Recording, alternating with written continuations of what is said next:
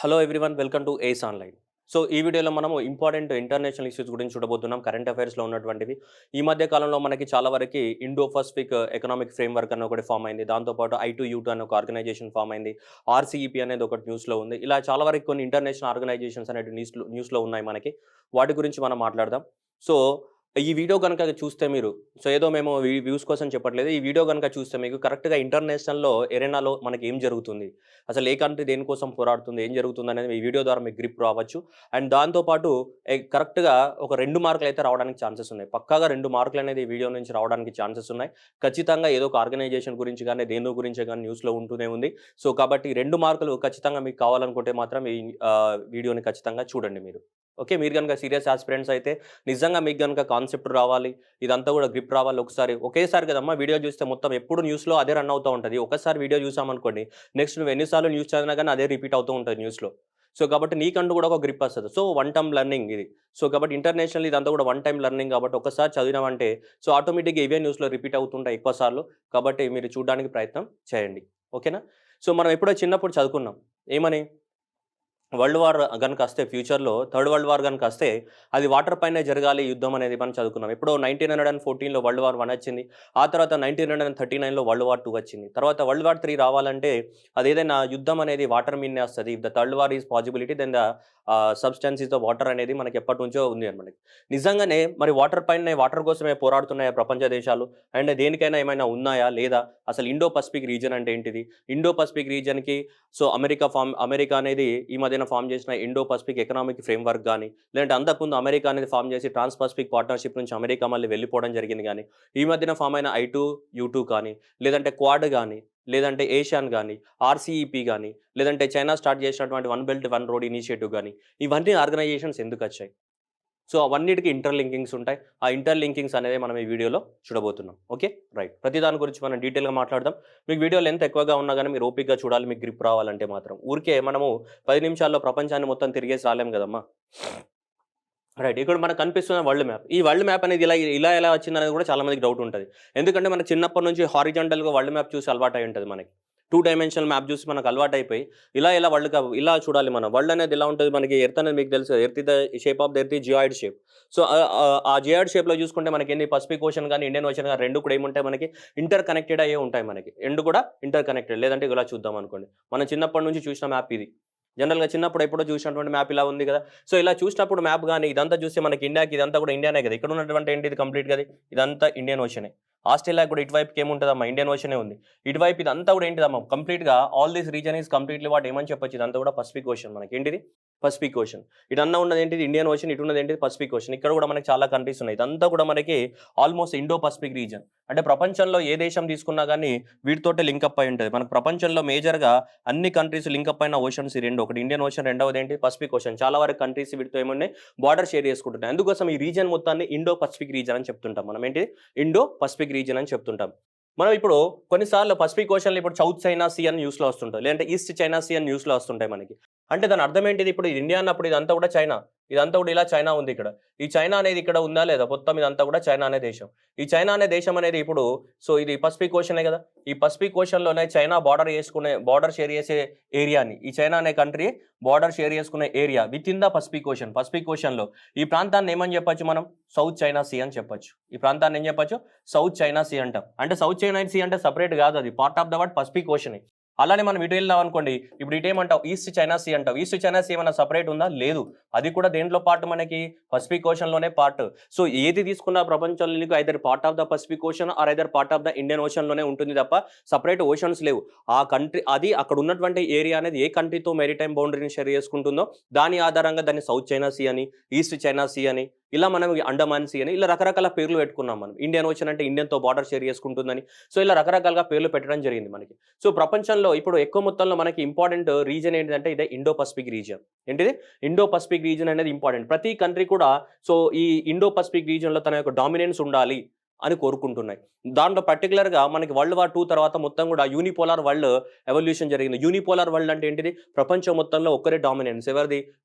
United States of America that is the big brother అని చెప్తుంటాం ప్రపంచంలో. అందరికి ఎందుకంటే వరల్డ్ వార్ 2 తర్వాత గెలిచినటువంటి వీరులలో పెద్ద వీరుడు ఎవరంటే ఈ వీరుడే. ఎవరు? యూఎస్ఏ. కాబట్టి so USA became the what big brother of the world since world war 2. So world war 2 నుంచి మనకి అమెరికానే బిగ్ బ్రదర్‌గా కొనసాగుతుంది ఇప్పటివరకు. కానీ చాలామంది అమెరికా డామినెన్స్‌ని సహించలేక సో కొన్ని ఎకనామిక్ పవర్స్ కూడా ఎమర్జ్ అయినాయి. రష్యా గావచ్చు, ఆ తర్వాత చైనా గావచ్చు, ఇలా కొన్ని కంట్రీస్ అనేటివి సో బద్ధ శత్రువులుగా ఉంటాయి. ఎవరికి? అమెరికా నచ్చకపోవడం వల్ల రష్యాకి గాని, లేదంటే చైనా గాని ఇలాంటి దేశాలు ఎప్పుడు కూడా అమెరికాకి సపోర్ట్ చేయకుండా అమెరికాని కవ్విస్తూ ఉంటాయి ఊరికే. సో అలాంటి దేశాలు కూడా అన్నీ కూడా ఈరోజు ఏం చేస్తున్నాయంటే అన్ని కంట్రీస్ తోటి ఫ్రెండ్‌షిప్ చేయాలనుకుంటున్నాయి. ఏ కంట్రీస్ అయితే ఇండియన్ ఓషన్‌తో బార్డర్ షేర్ చేసుకుంటున్నాయో, ఏ కంట్రీస్ అయితే పసిఫిక్ ఓషన్‌లో బార్డర్ షేర్ చేసుకుంటున్నాయో, ఆ కంట్రీస్ అన్నిటిని ఏం చేయాలి? గ్రిప్‌లో పెట్టుకోవాలా. అలా గ్రిప్‌లో పెట్టుకుంటే ఆటోమేటిక్‌గా మనకి ఇండియన్ ఓషన్ గాని, పసిఫిక్ ఓషన్ గాని గ్రిప్‌లో ఉన్నట్టే. ఇండియన్ ఓషన్, పసిఫిక్ ఓషన్ గ్రిప్‌లో ఉందనుకోండి, ఆటోమేటిక్‌గా సముద్రంలో ప్రతి ట్రేడ్ రూట్ అనేది ఈరోజు మనకి సీ రూట్ ద్వారా జరిగే ట్రేడ్ ఏదైతే ఉంటుందో, ఆ ట్రేడ్ మొత్తం కూడా మనకి ఈ రూట్స్ ద్వారానే జరుగుతది. ఇండియన్ ఓషన్ ద్వారా లేదా పసిఫిక్ ఓషన్ ద్వారానే ఉన్నాయి ట్రేడ్ రూట్స్ అన్నీ కూడా. సముద్ర రవాణా మార్గాలు ఏదైతే మనకి ఈరోజు సరుకులు ఏవైతే గూడ్స్ ఏవైతే ఎక్స్‌పోర్ట్ చేస్తున్నామో మర్చెండైజ్ గూడ్స్ అవన్నీ కూడా ఐదర్ ఇండియన్ ఓషన్ ద్వారా ఎళ్తాయి లేదంటే పసిఫిక్ ఓషన్ ద్వారా ఎళ్తాయి. వేరే ఆల్టర్‌నేటివ్ రూట్సే లేవు. కాబట్టి ఈ కంట్రీస్ అన్నీ కూడా పర్టిక్యులర్‌లీ యూఎస్ఏ గాని అండ్ పర్టిక్యులర్‌లీ చైనా గాని ఈ 2 కంట్రీస్ మధ్యన కోల్డ్ వార్ అనేది ఎందుకు స్టార్ట్ అయిందంటే ఈ రీజియన్‌ని డామినేట్ చేయడానికి మేజర్‌గా. పసిఫిక్ ఓషన్‌ని డామినేట్ చేయాలని చైనా కలలు కంటుంది. ఆ డామినెన్స్‌ని తగ్గించాలని యూఎస్ఏ కలలు కంటుంది. సో ఈ కలల సౌధానికి మరి ఇండియన్ ఓషన్ తోటి మనకి బార్డర్ షేర్ చేసుకుంటున్నటువంటి కంట్రీ ఏది? ఇండియా. ఇండియా అనేది ఎసెన్షియల్. ఇండియా లేకుండా ఇండియన్ ఓషన్‌ని ఎవరు కంట్రోల్ చేయలేరు. ఎందుకంటే ఇంత పెద్ద ఇండియాకి మనకి మొత్తం బార్డర్ అంతా కూడా ఇండియన్ ఓషన్‌కి బార్డర్ మొత్తం ఇక్కడ ఉంది. సో కాబట్టి ఇండియా లేకుండా ఈ ఇండియన్ ఓషన్ ఎవరు కంట్రోల్ చేయడం సాధ్యం కాదు. India is the essential part. So either ఇండియాకైనా, చైనాకైనా, యూఎస్ఏకైనా ఇండియా ఫ్రెండ్‌షిప్ అనేది అవసరం. ఇండియా ఫ్రెండ్‌షిప్ లేకుంటే ఈ ఇండియన్ ఓషన్‌లో ఎవరు ఏం చేయలేరు. సో కాబట్టి ఈ ఇండియా గాని, పసిఫిక్ రీజియన్ లోపల డామినెన్స్ కోసం ప్రయత్నం చేస్తున్నాయి ఈ అన్ని కంట్రీస్. ఈ డామినెన్స్ వల్లనే ఒకటి గురించి ఒకటి నచ్చక చాలా ఆర్గనైజేషన్స్ అనేవి పుట్టుకొచ్చాయి మనకి. ఆర్గనైజేషన్ ఎందుకంటే చైనా యొక్క డామినెన్స్ తగ్గించడానికి కోసం. ఎందుకంటే చైనా అనేది దొరికిన ఐలాండ్ నాదే అంటది. ప్రతి సీ రూట్ నాదే అంటది. ఎక్కడేమన్నా రిసోర్సెస్ ఉంటే నావే అంటాయి. అన్నీ కూడా చైనా నావే అని చెప్తా ఉంటది. సో ఇండియాది United Nations law of convention of the law of the seas ఆ రూల్స్‌ని కూడా వయలేట్ చేస్తుంది చైనా. ఆ రూల్స్‌ని వయలేట్ చేసుకుంటూ ప్రతీదీ నాది ప్రతి సముద్రం నాదే అన్న ఆశతోటి సో చైనా అనేది ముందుకెళ్తుంది. అందుకోసం అలాంటి ఆశల్ని సో తొక్కడానికి కోసం కొన్ని ఆర్గనైజేషన్స్ రావడం జరిగింది. వాటి గురించి మనం మాట్లాడదాం. ఓకేనా? ఎందుకంటే ఈ ఇండో పసిఫిక్ రీజియన్ అనేది చాలా ఇంపార్టెంట్. అన్ని ట్రేడ్ రూట్స్, అన్ని సీ రూట్స్ అనేటివి అన్నీ కూడా మన ట్రేడ్ రూట్స్ అనేటివి ఈ ఇండియన్ పసిఫిక్ ఓషన్ రీజియన్‌లోనే ఉన్నాయి. సో కాబట్టి దీన్ని కంట్రోల్ చేసిన వాడే ప్రపంచం మీద పెత్తనం చెలాయిస్తారన్నది అందరికి తెలిసిన విషయమే. ఎందుకంటే ఆ సీ రూట్ ఆ సముద్రాలనేవి ఎవరి కంట్రోల్‌లో ఉంటే వాడే ప్రపంచాన్ని శాసిస్తాడు. అందుకోసం చైనాని కంట్రోల్ చేయడానికి కోసం. ఎక్కడ? పసిఫిక్ ఓషన్‌లో. ఎందుకంటే చైనాకు కూడా పసిఫిక్ ఓషన్‌తో బార్డర్ ఉంది కదమ్మా! పెద్ద బార్డర్. ఇప్పుడు ఇంతకు ముందే చెప్పాం కదా! ఇదంతా కూడా చైనాకి చాలా పెద్ద పసిఫిక్ ఓషన్‌తో బార్డర్ ఉంది మనకి. చైనాకి ఏం తక్కువేం లేదు. ఇదంతా కూడా పసిఫిక్ ఓషన్ తోటి మనకి చైనాకి ఇలా బార్డర్ ఉంది. దాంతో పాటు ఇక్కడ మనకి జపాన్ ఉన్నాయి. ఈ సౌత్ కొరియా ఉన్నాయి. రైట్. అండ్ దాంతో పాటు ఇక్కడ ఇండియన్ ఓషన్ ఉంది. ఇవన్నీ ఉన్నాయి. ఇక్కడ ఉన్న చిన్న కంట్రీస్ ఉన్నాయి ఇవన్నీ కూడా. చైనా ఏం చేస్తుంది? అట్లాగే ఇక్కడ ఆఫ్రికా నేషన్ ఉంది. ఆఫ్రికాలో ఉన్నటువంటి చిన్న కంట్రీస్‌లో కూడా చైనా ఎక్కువ మొత్తంలో ఇన్వెస్ట్‌మెంట్ పెట్టి ఆ కంట్రీస్ అన్నిటిని అట్రాక్ట్ చేసుకుంటుంది తన వైపుకి. అందుకని జెప్పేసి కొన్ని మనకి క్వాడ్ అనే ఆర్గనైజేషన్ ఎప్పట్లో 2007లో స్టార్ట్ అయింది. కానీ తర్వాత అది కొన్ని సంవత్సరాల పాటు పెండింగ్‌లో పడిపోయింది. ఆ తర్వాత మళ్ళీ క్వాడ్ అనే ఆర్గనైజేషన్‌ని మనం రీసెంట్‌గా ఎక్కువ మొత్తంలో ఇది మళ్ళీ పాపులరైజ్ అవ్వడం జరిగింది క్వాడ్ అనేది. గత 2 సంవత్సరాల నుంచే 2020, 21, 22 గత 3 సంవత్సరాల నుంచే క్వాడ్ అనేది ఒక పాపులర్ ఆర్గనైజేషన్‌గా మళ్ళీ న్యూస్‌లో ఎక్కువ మొత్తంలో మనకి ఉన్నటువంటి అంశం. అంతకుముందు న్యూస్‌లో లేదు క్వాడ్ అనేది. ఎందుకంటే రిడెండెంట్ ఆర్గనైజేషన్‌గా ఉండిపోయింది. పాసివ్ స్టేజ్‌లో ఉండిపోయింది. అప్పుడెప్పుడో షింజో అబే ప్రైమ్ మినిస్టర్ రీసెంట్‌గా చనిపోయాడు. షింజో అబే ప్రైమ్ మినిస్టర్‌గా ఉన్నప్పుడు జపాన్‌కి అప్పుడెప్పుడో స్టార్ట్ చేశారు. 2007లో ఆ టైంలో స్టార్ట్ చేశారు. కానీ ఆ తర్వాత ఇది ఏమైపోయిందంటే అంతగా పట్టించుకోలేదు. ఎందుకంటే ఆస్ట్రేలియా అనేది అంతగా పట్టించుకోలేదు దీన్ని. సో దానివల్ల ఆస్ట్రేలియాలో ఊరికే ప్రైమ్ మినిస్టర్ మారడం వల్ల ఈ ఆర్గనైజేషన్ అంత పాపులారిటీని సాధించలేకపోయింది. దాని తర్వాత ఇప్పుడు ఎక్కువ మొత్తంలో చైనా డామినెన్స్ అనేది పెరిగింది. ఎందుకంటే ఇక్కడ ఈ అన్ని ఓషన్స్‌లలో చైనా యొక్క డామినెన్స్ పెరిగింది. అట్లాగే ఆఫ్రికా దేశాలలో చాలా ఇన్వెస్ట్‌మెంట్ పెడతా ఉన్నాయి. పెట్టేసి దాన్ని కూడా కంట్రోల్ చేసుకోవాలనుకుంటుంది. ఇక్కడ సౌత్ ఈస్ట్ ఏషియా నేషన్‌లో ఇండోనేషియా గాని, సింగపూర్ గాని, మలేషియా గాని, లావోస్ గాని, కంబోడియా గాని రైట్? ఈ అన్ని దేశాలలో కూడా చైనా ఇన్వెస్ట్‌మెంట్ పెట్టేసి తన వైపుకి అట్రాక్ట్ చేయాలనుకుంటుంది. అందువలన ఈ క్వాడ్ అనే ఆర్గనైజేషన్ రావడం జరిగింది మనకి. క్వాడ్ అనేది ఏంటిదంటే సో క్వాడ్ అని చెప్తుంటాం. లేదంటే క్వాడ్రిలాటరల్ సెక్యూరిటీ డైలాగ్ లేదంటే సింపుల్‌గా ఈ ఆర్గనైజేషన్ మనం ఏమంటాం క్వాడ్ అనే ఆర్గనైజేషన్ అని చెప్తున్నాం. ఏ ఆర్గనైజేషన్స్ ఇవి? ఆస్ట్రేలియా గాని, ఇండియా కానీ, జపాన్ గాని, యునైటెడ్ స్టేట్స్ గాని ఈ 4 కంట్రీస్‌ని కలిపి ఏమని పిలుస్తాం మనం? క్వాడ్ అనే ఆర్గనైజేషన్ అని పిలుస్తాం. ఏమని? క్వాడ్ అని పిలుస్తుంటాం. ఈ 4 కంట్రీస్‌ని కలిసి. ఎందుకు తీసుకొచ్చామంటే ఈ చైనా యొక్క డామినెన్స్‌ని తగ్గించాలి. ఇండియన్ ఓషన్‌లో గాని, పసిఫిక్ ఓషన్‌లో గాని సో చైనా యొక్క డామినెన్స్‌ని తగ్గించాలి. ఇదే కదా క్వాడ్ ఇప్పుడు ఇదంతా అమెరికా కదా! సో ఇది అమెరికా, ఇది జపాన్, నెక్స్ట్ ఏముంది? ఇది ఇండియా ఉంది. ఇలా అన్నీ ఉన్నాయి కంట్రీస్. ఈ 4 కంట్రీస్ ఏవైతే ఉన్నాయో 4 పాయింట్స్ కదా! సో, ఇలా ఈ 4 కంట్రీస్‌ని కలిపి మనం ఏమంటాం? క్వాడ్ అని చెప్తున్నాం. ఎందుకంటే ఇక్కడ చూడొచ్చు మనకి చైనా. ఇక్కడ సౌత్ చైనా సీ గాని, ఇక్కడ ఉన్నటువంటి సౌత్ చైనా సీ గాని, ఇక్కడ ఉన్నటువంటి ఈస్ట్ చైనా సీ గాని, లేదంటే పసిఫిక్ ఓషన్‌లో ఇక్కడ ఉన్నటువంటి మలక్కా స్టేట్ గాని, ఇలా చాలా వరకి సో, పసిఫిక్ ఓషన్‌లో తనదే అని చెప్తుంది. ఎవరు? చైనా అనేది. అందుకని చెప్పేసి చైనా యొక్క డామినెన్స్‌ని తగ్గించడానికి కోసం ఈ పసిఫిక్ ఓషన్ లోపల మనకి క్వాడ్ అనే ఆర్గనైజేషన్‌ని మనం తీసుకురావడం జరిగింది. Quad organisation. సో, ఈ 4 దేశాల కూటమి. ఏది? ఆస్ట్రేలియా కానీ, ఇండియా కానీ, జపాన్ కానీ, యునైటెడ్ స్టేట్స్ గాని. ఈ ఆర్గనైజేషన్ ఈ 4 కంట్రీస్‌ని కలిపి మనం ఏమంటాం?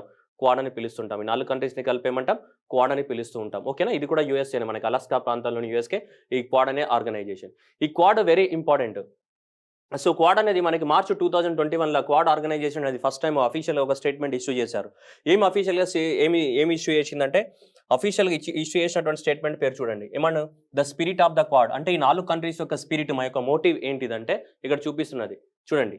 ఏ shared vision of free and the open Indo Pacific region. Indo Pacific region అనేది ఎవరి సొంతం కాదు. ఇండో పసిఫిక్ రీజియన్‌లో అందరికీ సమాన హక్కులున్నాయి. చైనా ఒక్కదానికి హక్కు లేదు. చైనా అనేది వచ్చేసి అక్కడ చేసి ఇది నాదే, ఈ ఐలాండ్ నాదే, ఈ హార్బర్ నాదే, అది నాదే, ఇది కాదు. సో, మేమందరం కూడా ప్రపంచ దేశాలన్నీ శాంతియుతంగా దాన్ని వాడుకోవాలి. Peaceful use of the word oceans అది ఉండాలి మనకి. కాబట్టి ఇండియన్ ఓషన్ ఏదైతే మనకి ఇండో పసిఫిక్ రీజియన్ ఏదైతే ఉందో దాన్ని అంతా కూడా అందరికి ఫ్రీగా ఉండాలి, ఓపెన్‌గా ఉండాలి. ఏ రీజియన్? ఇండో పసిఫిక్ రీజియన్ మొత్తము. అలాగే సో, రూల్ బేస్డ్ చూడండి. Maritime order in the East and South China Sea. East and South China సీలో దేన్ని ఫాలో అవ్వాలి? రూల్స్‌ని ఫాలో అవ్వాలి. కానీ చైనా రూల్స్ ఫాలో అవ్వట్లేదు. చైనా రూల్స్ ఫాలో అవ్వకుండా ఇదంతా ఏం చేస్తుంది? ఇక్కడ ఈస్ట్ చైనా సీ ఇదంతా నాదే అని చెప్తది. ఏ రూల్ ఫాలో అవ్వదు. ఎవరు? చైనా అనేది ఇక్కడ రూల్స్ ఫాలో అవ్వదు. రూల్స్ ఫాలో అవ్వకుండా అన్నిటిని ఆక్రమించేస్తా ఉంటుంది. మనకు రూల్స్ అంటే ఏ రూల్స్? మనకు రూల్స్ ఉంటాయి కొన్ని. United Nations convention of the law of seas అనేది మనకొక రూల్స్ ఉన్నాయి. ఈ United Nations convention of the law of seas అనేది 1982లో వచ్చింది. 94 నుంచి ఇంప్లిమెంటేషన్ జరుగుతున్నాయి.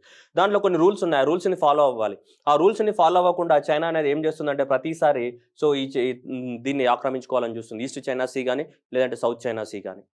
అవన్నీ నావే అని చెప్తుంటది. అక్కడ ఉన్న చిన్న చిన్న ఐలాండ్‌లలో ఉన్న రిసోర్సెస్ గాని, లేకుంటే ఆయిల్ గాని, పెట్రోలియం గాని, గ్యాస్ రిజర్వ్స్ అన్నీ నావే అని చెప్తుంటది. సో, అందువల్ల దాన్ని కట్టెల్ చేయడానికి, దాన్ని సప్రెస్ చేయడానికి కోసమే ఈ క్వాడ్ అనేది the spirit of the quad పేరుతోటి మార్చ్ 2021లో ఈ 4 కంట్రీస్ కలిసి క్లియర్‌గా ఒక స్టేట్మెంట్‌ని ఇష్యూ చేశారు.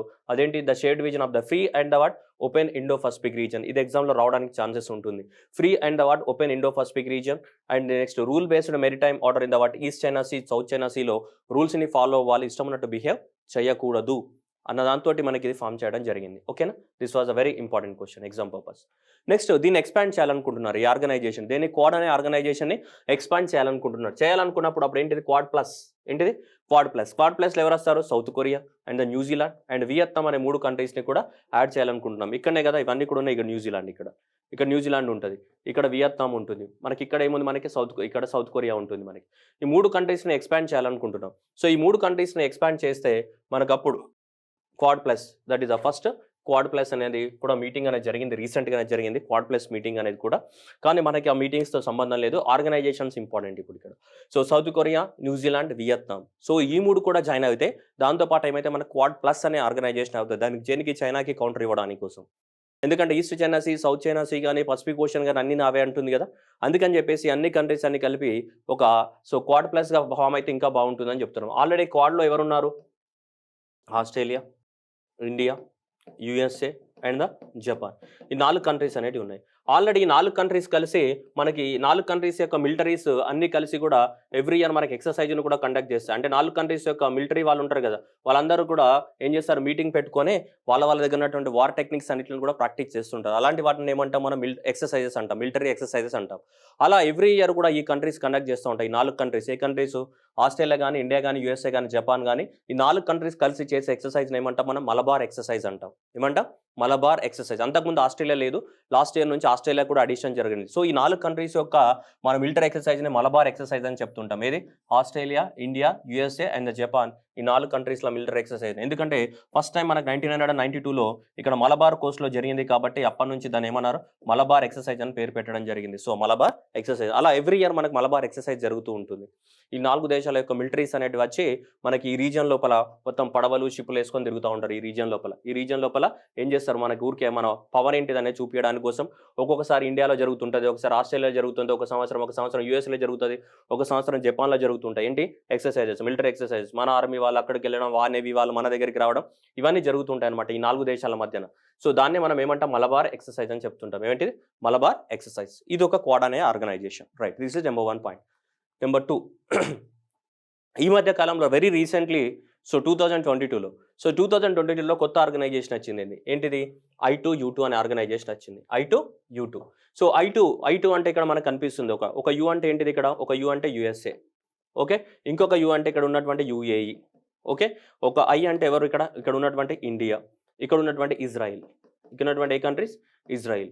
సో ఈ 4 ఇట్లాంటి కలిపి మనం ఏమంటాం, సో I2U2 అనే కొత్త ఆర్గనైజేషన్ గ్రూప్ రావడం జరిగింది. So that is the India and the Israel and UAE and the USA. Okay, already మనకి పసిఫిక్ ఓషన్ డామినెన్స్ కంట్రోల్ చేయడానికి కోసం క్వాడ్ అనేది ఉంది మనకి. దాంతోపాటు చైనా అనేది ఇంకా ఈ సౌదీ అరేబియా, ఈ చిన్న మిడిల్ ఈస్ట్ కంట్రీస్ ఉన్నాయి కదా, ఇవన్నీ కూడా కదా గల్ఫ్ దేశాలు కదా, ఇక్కడ ఉన్నాయన్నీ కూడా ఏంటి గల్ఫ్ దేశాలు. ఈ గల్ఫ్ దేశాలలో కూడా దాని యొక్క డామినెన్స్ బాగా పెరిగిపోతుంది. ఎవరిది, చైనాది. సో అందుకోసం ఈ గల్ఫ్ దేశాలని కూడా కంట్రోల్లో ఉంచుకోవాలంటే దానికి కూడా మనకు ఒక ఆర్గనైజేషన్ ఉండాలని చెప్పేసి, సో దానికి మనకి ఇండియన్ ఓషన్, మళ్ళీ గల్ఫ్ దేశాలన్నింటికి మనకి ఇండియన్ ఓషన్తో లింకప్ ఉంటుంది. ఇక్కడ ఇండియన్ ఓషన్ ఎవరి కంట్రోల్లో ఉంటుంది, మనకి ఇండియా కంట్రోల్లో ఉంటుంది. కాబట్టి ఇండియాని యాడ్ చేశారు, దాంతోపాటు ఎవరిని, ఇజ్రాయెల్ని కూడా యాడ్ చేసుకున్నాం మనం. ఎందుకంటే గల్ఫ్ దేశాలలో మోస్ట్ డెవలప్డ్ నేషన్స్ ఇది. దీంతోపాటు సౌదీ అరేబియా, ఈజిప్ట్ని కూడా యాడ్ చేయాలనుకుంటున్నాము. బట్ ఇప్పుడు అయితే ప్రస్తుతానికైతే ఇవి ఇజ్రాయెల్ ఫామ్ అయింది. అండ్ నెక్స్ట్ ఏంటి మనకి USA. కానీ ఈ 4 దేశాలు కలిపి మనం ఏమంటున్నాం, I2U2 అనే ఆర్గనైజేషన్ అనేది ఫామ్ అవడం జరిగింది.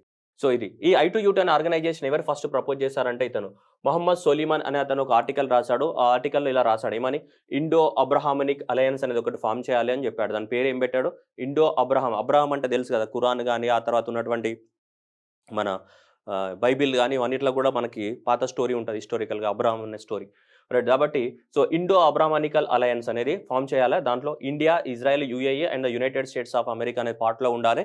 ఇలా ఈ 4 దేశాలతో పాటు చేస్తే మనకి ఇక్కడ కూడా పవర్ బ్యాలెన్స్ని మెయింటైన్ చేయొచ్చు. ఎందుకంటే చైనా యొక్క డామినెన్స్ని తగ్గించడానికి ఇక్కడ కూడా పవర్ బ్యాలెన్స్ని మెయింటైన్ చేయొచ్చు అన్న ఉద్దేశంతో ఈ I2U2 అనే ఆర్గనైజేషన్ కూడా తీసుకురావడం జరిగింది మనకి. ఏది I2U2 అనే ఆర్గనైజేషన్. ఇది ఫస్ట్ టైం అతను ఒక ఆర్టికల్లో ఇలా రాశాడు, ఇలా ఉంటే బాగుంటుందని చెప్పేసి. అది ఇప్పుడు రియాలిటీలోకి రావడం జరిగింది. సో ఎవరు రాశారు, ఒక న్యూస్ పేపర్లో రాసిన ఆర్టికల్లో ఇతను రాశారు. ఎవరు, మొహమ్మద్ సోలిమన్. ఆ తర్వాత మన ఇండియా నుంచి చాలా మంది, రాజ్మోహన్ అనే ఒక జర్నలిస్ట్ కూడా దీన్ని సపోర్ట్ చేయడం జరిగింది మనకి. Right, next one I2U2 group is that is India, Israel, United, ఇవన్నీ ఫామ్ అయినాయి. సో ఈ కంట్రీస్ యొక్క ఫస్ట్ వర్చువల్ మీటింగ్ అనేది 2021 అక్టోబర్లో జరిగింది. ఏది వర్చువల్గా మీటింగ్ జరిగింది, ఓకేనా, వర్చువల్ మీటింగ్ అనేది జరిగింది. ఈ కంట్రీస్ అనేటివి మనకి ఫస్ట్ టైం మొన్న జూలై 14th ఆఫ్ ద 2022 రోజు ఈ I2U2 గ్రూప్ కంట్రీస్ ఏవైతే ఉన్నాయో ఈ అన్ని కంట్రీస్ కలిపి ఒక జాయింట్ స్టేట్మెంట్ని ఇష్యూ చేయడం జరిగింది. ఏ గ్రూపు, ఈ I2U2 గ్రూప్. ఏది I2U2 గ్రూప్. దీనికి సంబంధించిన జాయింట్ స్టేట్మెంట్ అంటే ఇదంతా కూడా దీనికి సంబంధించి. ఏది, ఈ అన్ని కంట్రీస్ I2U2 కంట్రీస్ ఏవైతే ఉన్నాయో ఈ అన్ని కంట్రీస్ వాటర్ కానీ, ఎనర్జీ కానీ, ట్రాన్స్పోర్టేషన్ కానీ, స్పేస్ కానీ, హెల్త్ కానీ అండ్ ద ఫుడ్ సెక్యూరిటీ కానీ, ఈ 6 సెక్టార్స్ ఉన్నాయి కదా, ఈ 6 సెక్టార్లలో ఒకరికొకరు ఏం చేసుకుంటారో కోఆపరేట్ చేసుకుంటామని చెప్పడం జరిగింది. సో వాటర్ కానీ, energy, transportation and the space, health and the food security, ఈ 6 సెక్టార్స్లో ఈ 6 రంగాల్లో ఒకరికొకరు కోఆపరేట్ చేసుకుంటామని చెప్పేసి ఈ జాయింట్ స్టేట్మెంట్ ఇష్యూ చేయడం జరిగింది. ఎప్పుడు, జూలై 2022లో I2U2. ఓకేనా. సో ఈ I2U2లో భాగంగానే మనకి UAE అనేది ఆల్రెడీ ఇండియాలో దాదాపు $2 బిలియన్ ఇన్వెస్ట్మెంట్ పెట్టడానికి రెడీ అయిపోయింది ఇండియాలో. దాంతోపాటు గుజరాత్లో కూడా మనకి సోలార్ ఎనర్జీ, విండ్ ఎనర్జీకి సంబంధించినటువంటి, అంటే ఇట్లా ఇట్లా ఉంటాయి కదా, సోలార్ ప్యానెల్స్ ఉంటాయి కదా, సరే విండ్ ప్యానెల్స్ ఇలా ఉంటాయా లేవా, విండ్ తిరిగేటివి, దానికి పైన ఏం చేస్తారు, ఇక్కడ సోలార్ ప్యానెల్స్ ఉంటాయి, ఇలా తిరుగుతూ ఉంటుంది అండ్ సోలార్ ఎనర్జీ కూడా జనరేట్ అవుతుంటుంది. ఇలాంటి దాన్ని ఏమంటాం, సోలార్ విండ్ హైబ్రిడ్ అంటాం. మన సోలార్ విండ్ ప్యాన్స్ ఉంటాయి కదా, విండ్ ప్యాన్స్కి ఏం చేస్తారు, సోలార్ ప్యానెల్స్ని ఫిట్ చేస్తుంటారు అనమాట. ఫిట్ చేస్తే తిరుగుతూ ఉంటుంది కదా. సో దీని ఆటోమేటిక్ ఏమవుతుంది, అది సోలార్ హైబ్రిడ్ ఎనర్జీ కదా. సో అలా 300 megawatts of the solar and wind hybrid energy దాన్ని కూడా మన గుజరాత్లో పెట్టడానికి కోసం UAE అనేది మనకి రెడీగా ఉందన్నమాట. దాంతోపాటు ఇండియాలో $2 బిలియన్ ఆఫ్ ద ఇన్వెస్ట్మెంట్ పెట్టడానికి కూడా రెడీగా ఉంది. ఏ గ్రూపు, I2U2 గ్రూప్. ఈ I2U2 గ్రూప్ అనేది యొక్క మేజర్ ఆబ్జెక్టివ్స్ ఏంటిది, ఇవన్నిట్లలో కోఆపరేట్ చేసుకోవాలి. వాటర్ కానీ, ఎనర్జీ కానీ, ట్రాన్స్పోర్టేషన్ కానీ, స్పేస్ కానీ, హెల్త్ కానీ, ఫుడ్ సెక్యూరిటీ ఉంది కదా, ఇవన్నిట్లలో ఒకరికొకరు ఏం చేసుకోవాలమ్మా, కోఆపరేట్ చేసుకోవాలి. అది దాని యొక్క మేజర్ ఆబ్జెక్టివ్. నెక్స్ట్ చేసేస్తే దీన్ని ఎక్స్పాండ్ చేయాలనుకుంటున్నాం. ఏది ఐ2U2 అనే ఉంది కదా! దీన్ని ఎక్స్పాండ్ చేయాలనుకుంటున్నాం. దీన్ని ఎక్స్పాండ్ చేయాలనడానికి కోసం మనకి ఈజిప్ట్ గాని అండ్ నెక్స్ట్ ఏంటిది Saudi Arabia. Egypt and Saudi అరేబియాని కలిపి ఎక్స్పాండ్ చేస్తే ఇంకా బాగుంటుందని అనుకుంటున్నారు. మనకి ఎందుకంటే అవి కూడా మేజర్ పార్ట్నర్సే ఇక్కడ మనకి. సో, ఇక్కడ మనం కరెక్ట్‌గా అబ్జర్వ్ చేస్తే వాళ్ళు కూడా ఉంటే ఇంకా బాగుంటుంది. ఎందుకంటే మేజర్ ఎకనామిక్ పవర్స్ అవి కూడా ఇక్కడ మేజర్ ఎకనామిక్ పవర్స్. ఇక్కడ చూసుకుంటే మనకి ఇక్కడ ఉన్నటువంటి ఈజిప్ట్ దేశం గాని, అలాగే ఇక్కడ ఉన్నటువంటి మనకి సౌదీ అరేబియా కానీ, ఇవి కూడా ఏంటి మేజర్. ఇక్కడ మనకేముంది ఇజ్రాయెల్ ఉంది. ఇక్కడ ఏముంది మనకి యూఏఈ ఉంది ఇక్కడ. సో, ఇక్కడ వాటితో పాటు ఇక్కడ ఉన్నటువంటి సౌదీ అరేబియా గాని, ఈజిప్ట్‌ని గాని ఎక్స్‌పాండ్ చేశామనుకోండి, అప్పుడు ఏమైతే మనకి ఐ2U2 ప్లస్ అవుతది. ఓకేనా? ఐ2U2 ప్లస్. సో, ప్లస్ అంటే వీళ్ళిద్దరిని కలపాలి. ఎవరిని? ఫ్యూచర్‌లో ఇది ఎక్స్‌పాండ్ అవ్వడానికి ఛాన్సెస్ ఉన్నాయి. సో, ఈజిప్ట్ ప్లస్ ఎవరిని? Saudi Arabia. So, Egypt plus Saudi అరేబియాని కలిపితే మనకేమవుతది? ఐ2U2 ప్లస్ అవ్వడానికి ఛాన్స్ ఉంది ఫ్యూచర్‌లో. అలానే మనం ఇంతకుముందు చదివాం గదా! ఇంతకుముందు చదివిన దాంట్లో ఏంటిది మనకి క్వాడ్ ప్లస్. ఏది? Quad plus. క్వాడ్ ప్లస్‌లో కూడా ఎవరు సౌత్ కొరియా గాని, న్యూజిలాండ్ గాని, వియత్నాంని యాడ్ చేస్తే ఏమైతే మనకి క్వాడ్ ప్లస్ అవుద్ది. అట్లనే ఇది ఐ2U2 ప్లస్ ఎవరు? సో, సౌదీ అరేబియా కానీ, ఈజిప్ట్‌ని కానీ కూడా ఇందులో యాడ్ చేసామనుకోండి, అప్పుడు ఏమైతే ఈ ఆర్గనైజేషన్ ఐ2U2 ప్లస్ అవుతది మనకి. +2 అన్నమాట అవి. ఐ2U2 ఏంటిది? ప్లస్ అనేది 2. ఈ 2 కంట్రీస్ యాడ్ అవుతాయి. ఏది? సౌదీ అరేబియా గాని, ప్లస్ ఈజిప్ట్ గాని అడిషన్ జరుగుతాయి దీనికి. సో, ఈ ఆర్గనైజేషన్ కూడా మనకు రీసెంట్‌గానే ఫార్మ్ అయింది కాబట్టి ఎగ్జామినేషన్‌లో రావడానికి ఛాన్సెస్ ఉంటుంది. దాంతో పాటు సో, ఈ మనకి ఏంటిది ఇది ఇన్వెస్ట్‌మెంట్ ఎంత పెట్టింది ఇండియాలో, గుజరాత్‌లో మనకి $2 బిలియన్ అనేది మనకు ఓవరాల్‌గా ఇండియాలో ఇన్వెస్ట్‌మెంట్ పెడితే 300 మెగావాట్ తోటి ఇది solar and wind energy hybrid ప్లాంట్‌ని కూడా మనకి గుజరాత్‌లో నిర్మించడానికి కోసం మనకి యూఏఈ అనేది సో, ట్రై చేస్తా ఉంది. రైట్. నెక్స్ట్ వచ్చేసి G7. మనం ఏంటిది క్వాడ్ చూసాం. ఆ తర్వాత ఐ2U2 చూసాం. నెక్స్ట్ ఏంటి G7. సో, G7 కంట్రీస్ అంటే group of 7 countries and most industrialised countries అని చెప్పొచ్చు మనం. సో, కెనడా గాని, ఫ్రాన్స్ గాని, జర్మనీ కానీ, ఇటలీ గాని, జపాన్ గాని, యునైటెడ్ కింగ్డమ్ గాని, యూఎస్ఏ కానీ. ఈ 7 దేశాలని మనం ఏమంటే G7 కంట్రీస్ అని పిలుస్తుంటాం. ఏంటిది? G7 countries. ఇక్కడ 2, 3 బిట్లు కూడా కవర్ చేద్దాం మనం. ఒక బిట్ ఏంటిది? G7 అనేది బిట్. సో, ఈ సంవత్సరానికి గాను మనకి ఇండియాని స్పెషల్ ఇన్వైటీగా కూడా ఆహ్వానించడం జరిగింది. 2002 సంవత్సరంలో India is invited as a special invitee for the G7 meeting. So, మనకి జర్మనీలో జరిగింది. సో, జర్మనీలో మనకి జూలై మంత్‌లోనే 2022లో జరిగింది మనకి మొన్న రీసెంట్‌గా. సో, దానికి ఇండియా కూడా జూన్‌లో జరిగింది. జూన్ 2022లో ఇండియా కూడా స్పెషల్ ఇన్వైటీగా నరేంద్ర మోదీ గారు వెళ్ళడం జరిగింది. దేనికి? G7 సమ్మిట్‌కి. ఓకే. మరి G7లో ఇండియా పార్టా? కాదు. సో, మరి ఇప్పుడు G8 అనే ఆర్గనైజేషన్ అంటే ఏంటి? G7 అంటే మనకు అన్నీ తెలుసు ఇవన్నీ కూడా. కెనడా గాని, ఫ్రాన్స్ గాని, జర్మనీ. దీనికి ప్లస్ రష్యాని యాడ్ చేసామనుకో, రష్యాని యాడ్ చేస్తే ఏమైతే G8 అంటాం. So, G7 + 1. So, G8. G8లో ఎవరుంటారు మనకి? రష్యా అనేది యాడ్ అవుతది. G7లో రష్యా ఉందా? లేదు. సో, ప్రతిసారి ఎగ్జామ్‌లో కూడా ఇదే క్వెషన్ అడుగుతాడు. Which of the following country is not a part of the G7 అంటాడు. సో, కాబట్టి రష్యా ఉంది. రష్యాని యాడ్ చేస్తే G8 అంటాం మనం. ఇక్కడ ఉన్నయి ఎవరు? USA, UK. So, France, Germany, Italy. ఓకేనా? USA, UK, France, Germany, USA and Canada ఇవి ఉన్నాయి మనకి పార్ట్స్ అనేటివి. అయితే ఇప్పుడు నెక్స్ట్ ఈ ఈ 8 ప్లస్ ఇంకా 12 యాడ్ చేసామనుకోండి. ఈ అన్ని కంట్రీస్‌ని కలిపి G20 కంట్రీస్ అంటాం మనం. G20 అంటే గ్రూప్ ఆఫ్ 20. ప్రపంచంలోనే so, top 20 economies by the GDP size. ప్రపంచంలోనే లార్జెస్ట్ ఎకానమీస్ అన్నమాట ఇవి. ఏవి? అర్జెంటీనా గాని, ఆస్ట్రేలియా గాని, బ్రెజిల్ గాని. వీటితో కలిపి ఈ 8తో కలిపి G7 + 1 ఎన్నయినాయి? G8 అయినాయి. G8 ప్లస్ ఎన్ని యాడ్ చేయాలి మళ్ళీ? 12 యాడ్ చేయాలి. G20 అవుతాయి. దాంట్లో అర్జెంటీనా, ఆస్ట్రేలియా, బ్రెజిల్ గాని, నెక్స్ట్ చైనా గాని, నెక్స్ట్ ఇదంటే యూరోపియన్ యూనియన్ గాని, నెక్స్ట్ ఇండియా కానీ, మెక్సికో కానీ, సౌదీ అరేబియా గాని, సౌత్ కొరియా గాని, టర్కీ గాని, నెక్స్ట్ ఈ సౌత్ ఆఫ్రికా గాని, నెక్స్ట్ ఏంటిది ఇండోనేషియా గాని. ఇవన్నీ కూడా ప్రపంచంలో ఉన్నటువంటి ఏంటి? టాప్ 20 ఎకానమీస్ అనేటివి. ఇవన్నీ కూడా ప్రపంచంలో ఉన్నటువంటి టాప్ 20 ఎకానమీస్. వాటినే G20 కంట్రీస్ అంటాం మనం. ఏమంటాం? G20 కంట్రీస్ అంటాం. చాలా సార్లు ఎగ్జామినేషన్‌లో మనం మిస్టేక్ చేయడానికి ఆప్షన్‌లో సౌదీ అరేబియా, సౌత్ ఆఫ్రికా పాపులర్‌గా ఇస్తుంటాడు. Saudi Arabia and South Africa also part of G20 and Indonesia also part of G20 మనకి. ఇండోనేషియా అనేది మనకి సౌత్ ఈస్ట్ ఏషియాలో లార్జెస్ట్ ఎకానమీ. సో, కాబట్టి ఇండోనేషియా కూడా G20లో ఉంటుంది. సౌత్ ఆఫ్రికా కాంటినెంట్‌లోనే మంచిది. సో, సౌత్ ఆఫ్రికా కూడా మనకి G20లో ఉంటుంది. అలాగే మిడిల్ ఈస్ట్‌లో మనకి సో, ఈ గల్ఫ్ దేశాలలో సౌదీ అరేబియా లార్జెస్ట్ ఎకానమీ. అది కూడా దేంట్లో ఉంటుంది మనకి? దీంట్లో ఉంటుంది. అలాగే సౌత్ అమెరికా నుంచి అర్జెంటీనా ఉంటుంది అండ్ ఆల్సో బ్రెజిల్ కూడా ఉంటుంది. ఇవి చాలా సార్లు మనకు మిస్టేక్ చేస్తూ ఉంటాం ఎగ్జామినేషన్‌లో చేయొద్దు. ఇండోనేషియా గాని, సౌత్ ఆఫ్రికా గాని, సౌత్ కొరియా గాని ఇవి ఉంటాయి. చాలామంది మర్చిపోతారు టర్కీ. టర్కీ కూడా వన్ ఆఫ్ ద డెవలప్డ్ నేషనే. సో, మంచి లార్జెస్ట్ ఎకానమీ అది కూడా. సో, కాబట్టి ఇవన్నిట్లని కూడా ఏమంటాం? G20. రైట్. G20 మనకు అవసరం లేదు. మనం G7. ఈ G7 కంట్రీస్ అనేవి మనకి ఈ మధ్యన మీటింగ్ జరిగింది. ఇంతకుముందు చెప్పా కదా! జూన్‌లో జరిగిందని. నరేంద్ర మోదీ గారు కూడా ఎళ్ళడం జరిగింది. ఇండియాని స్పెషల్ ఇన్వైటీగా ఆహ్వానించడం జరిగింది. దేనికి? G7 సమ్మిట్‌కి. G7 జూన్ 26-27 అనేది ఇక్కడ జరిగింది. ఆల్పైన్ క్యాస్టిల్ సో, ఇక్కడ ఎలాములో జరిగింది మనకి. ఎల్వాములో మనకి 48th G7 సమ్మిట్ జరిగింది. సో, ఈ 48th G7 సమ్మిట్‌లో ఇండియా అనేది గెస్ట్‌గా కూడా వెళ్ళడం జరిగింది మనకి. ఓకే. ఇది పక్కన పెట్టేస్తే ఈ ఆర్గనైజేషన్ కూడా G7 కంట్రీ కూడా ఏదైతే చైనా అనేది చాలా చాలా చిన్న చిన్న దేశాలలో ఆఫ్రికా దేశాలలో గానీ, సౌత్ అమెరికా దేశాలలో గానీ, ఈ ఈ చిన్న చిన్న దేశాలలో ఎక్కువ మొత్తంలో ఇన్వెస్ట్‌మెంట్ పెట్టేసి వాళ్ళందరినీ చైనానే తన వైపుకు తిప్పుకుంటుంది. అందుకోసం దాన్ని కౌంటర్ ఇవ్వడానికి కోసము ఈ G7 కంట్రీస్ కూడా ఏం చేశాయంటే వీళ్ళు కూడా ఒకటి లాంచ్ చేయడం జరిగింది. ఒక ఫండ్. దాని పేరేంటిది? Partnership for the global infrastructure and investment అని. ఓకే. G7 కంట్రీస్ కూడా ఏంటిది? G7 కంట్రీస్ ఏం లాంచ్ అయ్యాయి? Partnership for the global infrastructure and investment initiative to compete with China. చైనాతో కాంపిటీషన్‌ని తట్టుకోవడానికి కోసం. అంటే చైనా అనేది కూడా చాలా దేశాలలో ఇన్వెస్ట్‌మెంట్ పెడుతుంది. నేను లాస్ట్‌లో చెప్తాను. చైనా ఏ దేశంలో ఇన్వెస్ట్‌మెంట్ పెడుతుంది. సో, అనేది మనం లాస్ట్‌లో చెప్తాం మీకు. One belt one road initiative ఏంటిది చైనా అనేది ఎండ్‌లో చెప్తాను మీకు. ఓకే. రైట్. కానీ చైనాతో కంపీట్ చేయడానికి కోసము ఈ కంట్రీస్ కూడా ఇది తీసుకురావడం జరిగింది. ఏది? Partnership for global infrastructure and investment పేరుతోటి తీసుకురావడం జరిగింది. దాదాపు రాబోయే రోజులలో $600 billion by the which year 2027 నాటికి.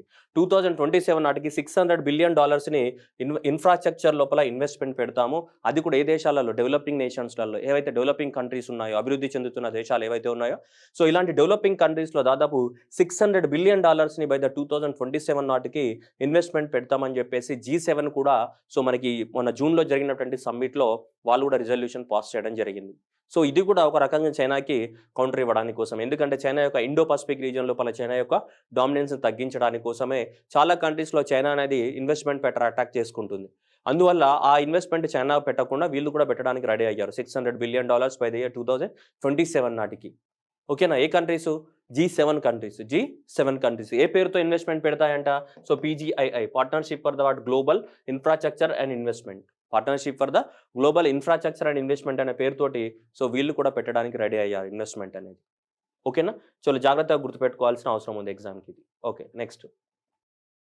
రైట్. ట్రాన్స్ పసిఫిక్ పార్ట్నర్‌షిప్ కూడా మళ్ళీ చైనాను కౌంటర్ చేయడానికి కోసమే మనకు బరాక్ ఒబామా గారు ప్రెసిడెంట్‌గా ఉన్నప్పుడు, అమెరికా ప్రెసిడెంట్‌గా ఉన్నప్పుడు 2015లో అప్పుడు నెగోషియేషన్స్ అనేవి స్టార్ట్ అయిపోయినాయి. ఏ కంట్రీస్ అయితే పసిఫిక్ ఓషన్ తోటి బార్డర్ షేర్ చేసుకుంటున్నాయో ఆ కంట్రీస్ అన్నిట్లతోటి ఒక గ్రూప్ ఫార్మ్ చేసి వాళ్ళందరికీ ఏం చేయాలి? ఎక్కువ మొత్తంలో టాక్స్ కన్సెషన్స్ ఇస్తూ, వాళ్ళందరికీ కూడా కస్టమ్స్ డ్యూటీని తగ్గిస్తూ, అవన్నీ కొంచెం అంటే బిజినెస్ పరంగా కొంచెం హెల్ప్ చేస్తూ, వాళ్ళకి టాక్సెస్ తగ్గించుకుంటూ, వాళ్ళందరినీ అమెరికా వైపుకి తిప్పుకోవాలన్నది అమెరికా యొక్క మేజర్ ఆబ్జెక్టివ్.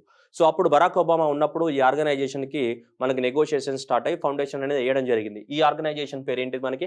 ట్రాన్స్ పసిఫిక్ పార్ట్నర్‌షిప్. ఏంటిది? ట్రాన్స్ పసిఫిక్ పార్ట్నర్‌షిప్. కానీ మనకి డొనాల్డ్ ట్రంప్ 2016లో ప్రెసిడెంట్ అయిన తర్వాత so Donald Trump president of the America అయిన తర్వాత అమెరికా అనేది సో ఈ ఆర్గనైజేషన్ నుంచి విత్‌డ్రా అయ్యింది. ఎందుకంటే మేము ఎక్కువ మొత్తంలో టాక్స్‌లు తగ్గించలేము.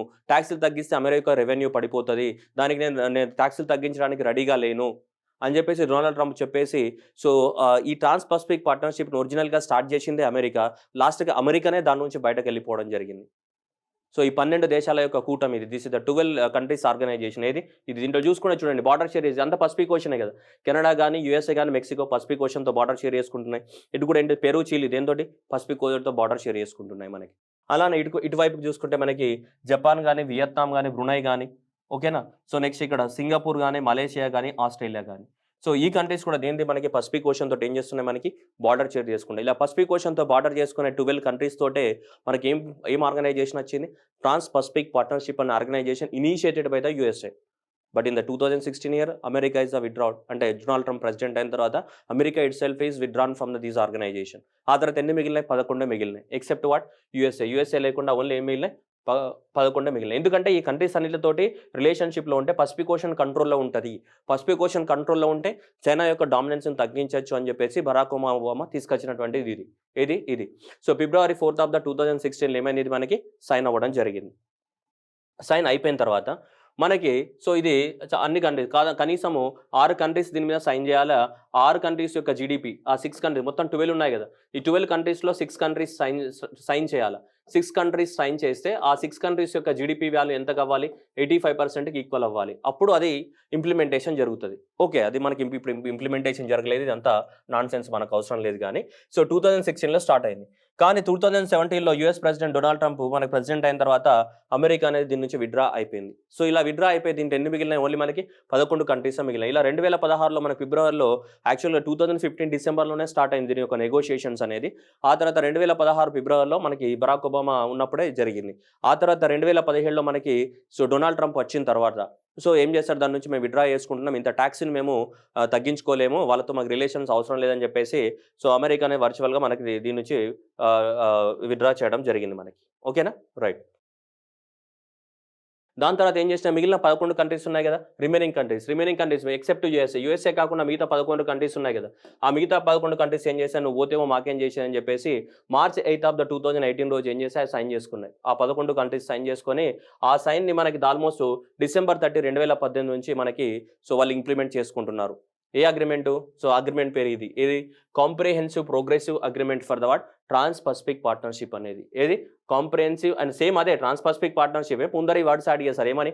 కాంప్రిహెన్సివ్ అండ్ ప్రోగ్రెసివ్ అగ్రీమెంట్ అని చెప్పేసి. కాంప్రిహెన్సివ్ అండ్ ప్రోగ్రెసివ్ అగ్రీమెంట్ అని యాడ్ చేయడం జరిగింది అంతే. సో అంటే అమెరికా లేకుండా ఈ 11 దేశాలు అగ్రీమెంట్ రాసుకొని మనకి డిసెంబర్ 2018 నుంచి ఇంప్లిమెంట్ చేస్తున్నాయి. మరి ఏం చేస్తారు వాళ్ళు? అసలు ఈ అగ్రీమెంట్ దేనికోసం అంటే ఒకరొకరి మధ్యన ఎక్స్‌పోర్ట్స్ అండ్ ఇంపోర్ట్ చేసుకున్నప్పుడు వాళ్ళ మధ్యన ఉన్నటువంటి టాక్సెస్ గాని ఇవన్నిటిని ఏం చేయాలి? తగ్గించుకోవాలి. తగ్గించుకుంటూ ఈ ఎంటైర్ రీజియన్ ఈ పసిఫిక్ ఓషన్‌తో బార్డర్ షేర్ చేసుకుంటున్న కంట్రీస్ అన్నీ ఏమవ్వాలి? బ్యాలెన్స్డ్ ఎకనామిక్ డెవలప్‌మెంట్ ఉండాలి. చైనా యొక్క డామినెన్స్‌ని తగ్గించాలి. సో దానికోసం వీళ్ళందరూ కూడా మనకు సైన్ చేసుకొని ఒకరికొకరు కోఆపరేషన్‌లో మన comprehensive and progressive economic partnership అనేది సైన్ చేసుకున్నారు. ఏది? టీపీపీ ప్లేస్‌లో. ఓకేనా? సో అలా మనకి అగ్రీమెంట్ అనేది ఇంప్లిమెంటేషన్ జరుగుతుంది. ఏది? ట్రాన్స్ పసిఫిక్ పార్ట్నర్‌షిప్ అనేది ఎప్పటి నుంచి? డిసెంబర్ 2018 నుంచి ఇది ఇంప్లిమెంటేషన్ జరుగుతుంది. యాక్చువల్‌గా అయితే దీంట్లో అమెరికా ఉంటే ఏమని పిలిచేవాళ్ళం? అమెరికా కూడా దీంట్లో పార్ట్ అయి ఉంటే ట్రాన్స్ పసిఫిక్ పార్ట్నర్‌షిప్ అని పిలిచేవాళ్ళం. కానీ అమెరికా అనేది లేదు ఇప్పుడు. అమెరికా అనేది లేకపోవడం వల్ల దీని పేరు ఏమైంది మనకి?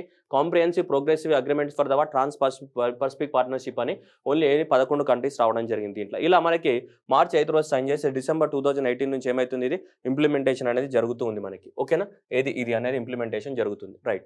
నెక్స్ట్ అది అలా ఉంటే సో అమెరికా అనేది పక్కకెళ్తే రీసెంట్‌గా మనకు మే 23 ఆఫ్ ద 2022 రోజు మళ్ళీ అమెరికా అనేది ఒక కొత్త ఆర్గనైజేషన్‌ని స్టార్ట్ చేయడానికి మళ్ళీ నాంది పలకడం జరిగింది. 14 దేశాలతోటి కలిపి ఒక కొత్త ఆర్గనైజేషన్‌ని మనకి రీసెంట్‌గా 2022లోనే మనకు స్టార్ట్ చేసింది. మే 23 రోజు అమెరికా అనేది తన యొక్క ప్లాన్‌ని అన్వీల్ చేసింది. ఇంకా పూర్తి డీటెయిల్స్ అవుట్ కాలేదు. బట్ మే 23 రోజు మనకి ఈ కొత్త ఆర్గనైజేషన్‌కి తెరదించింది.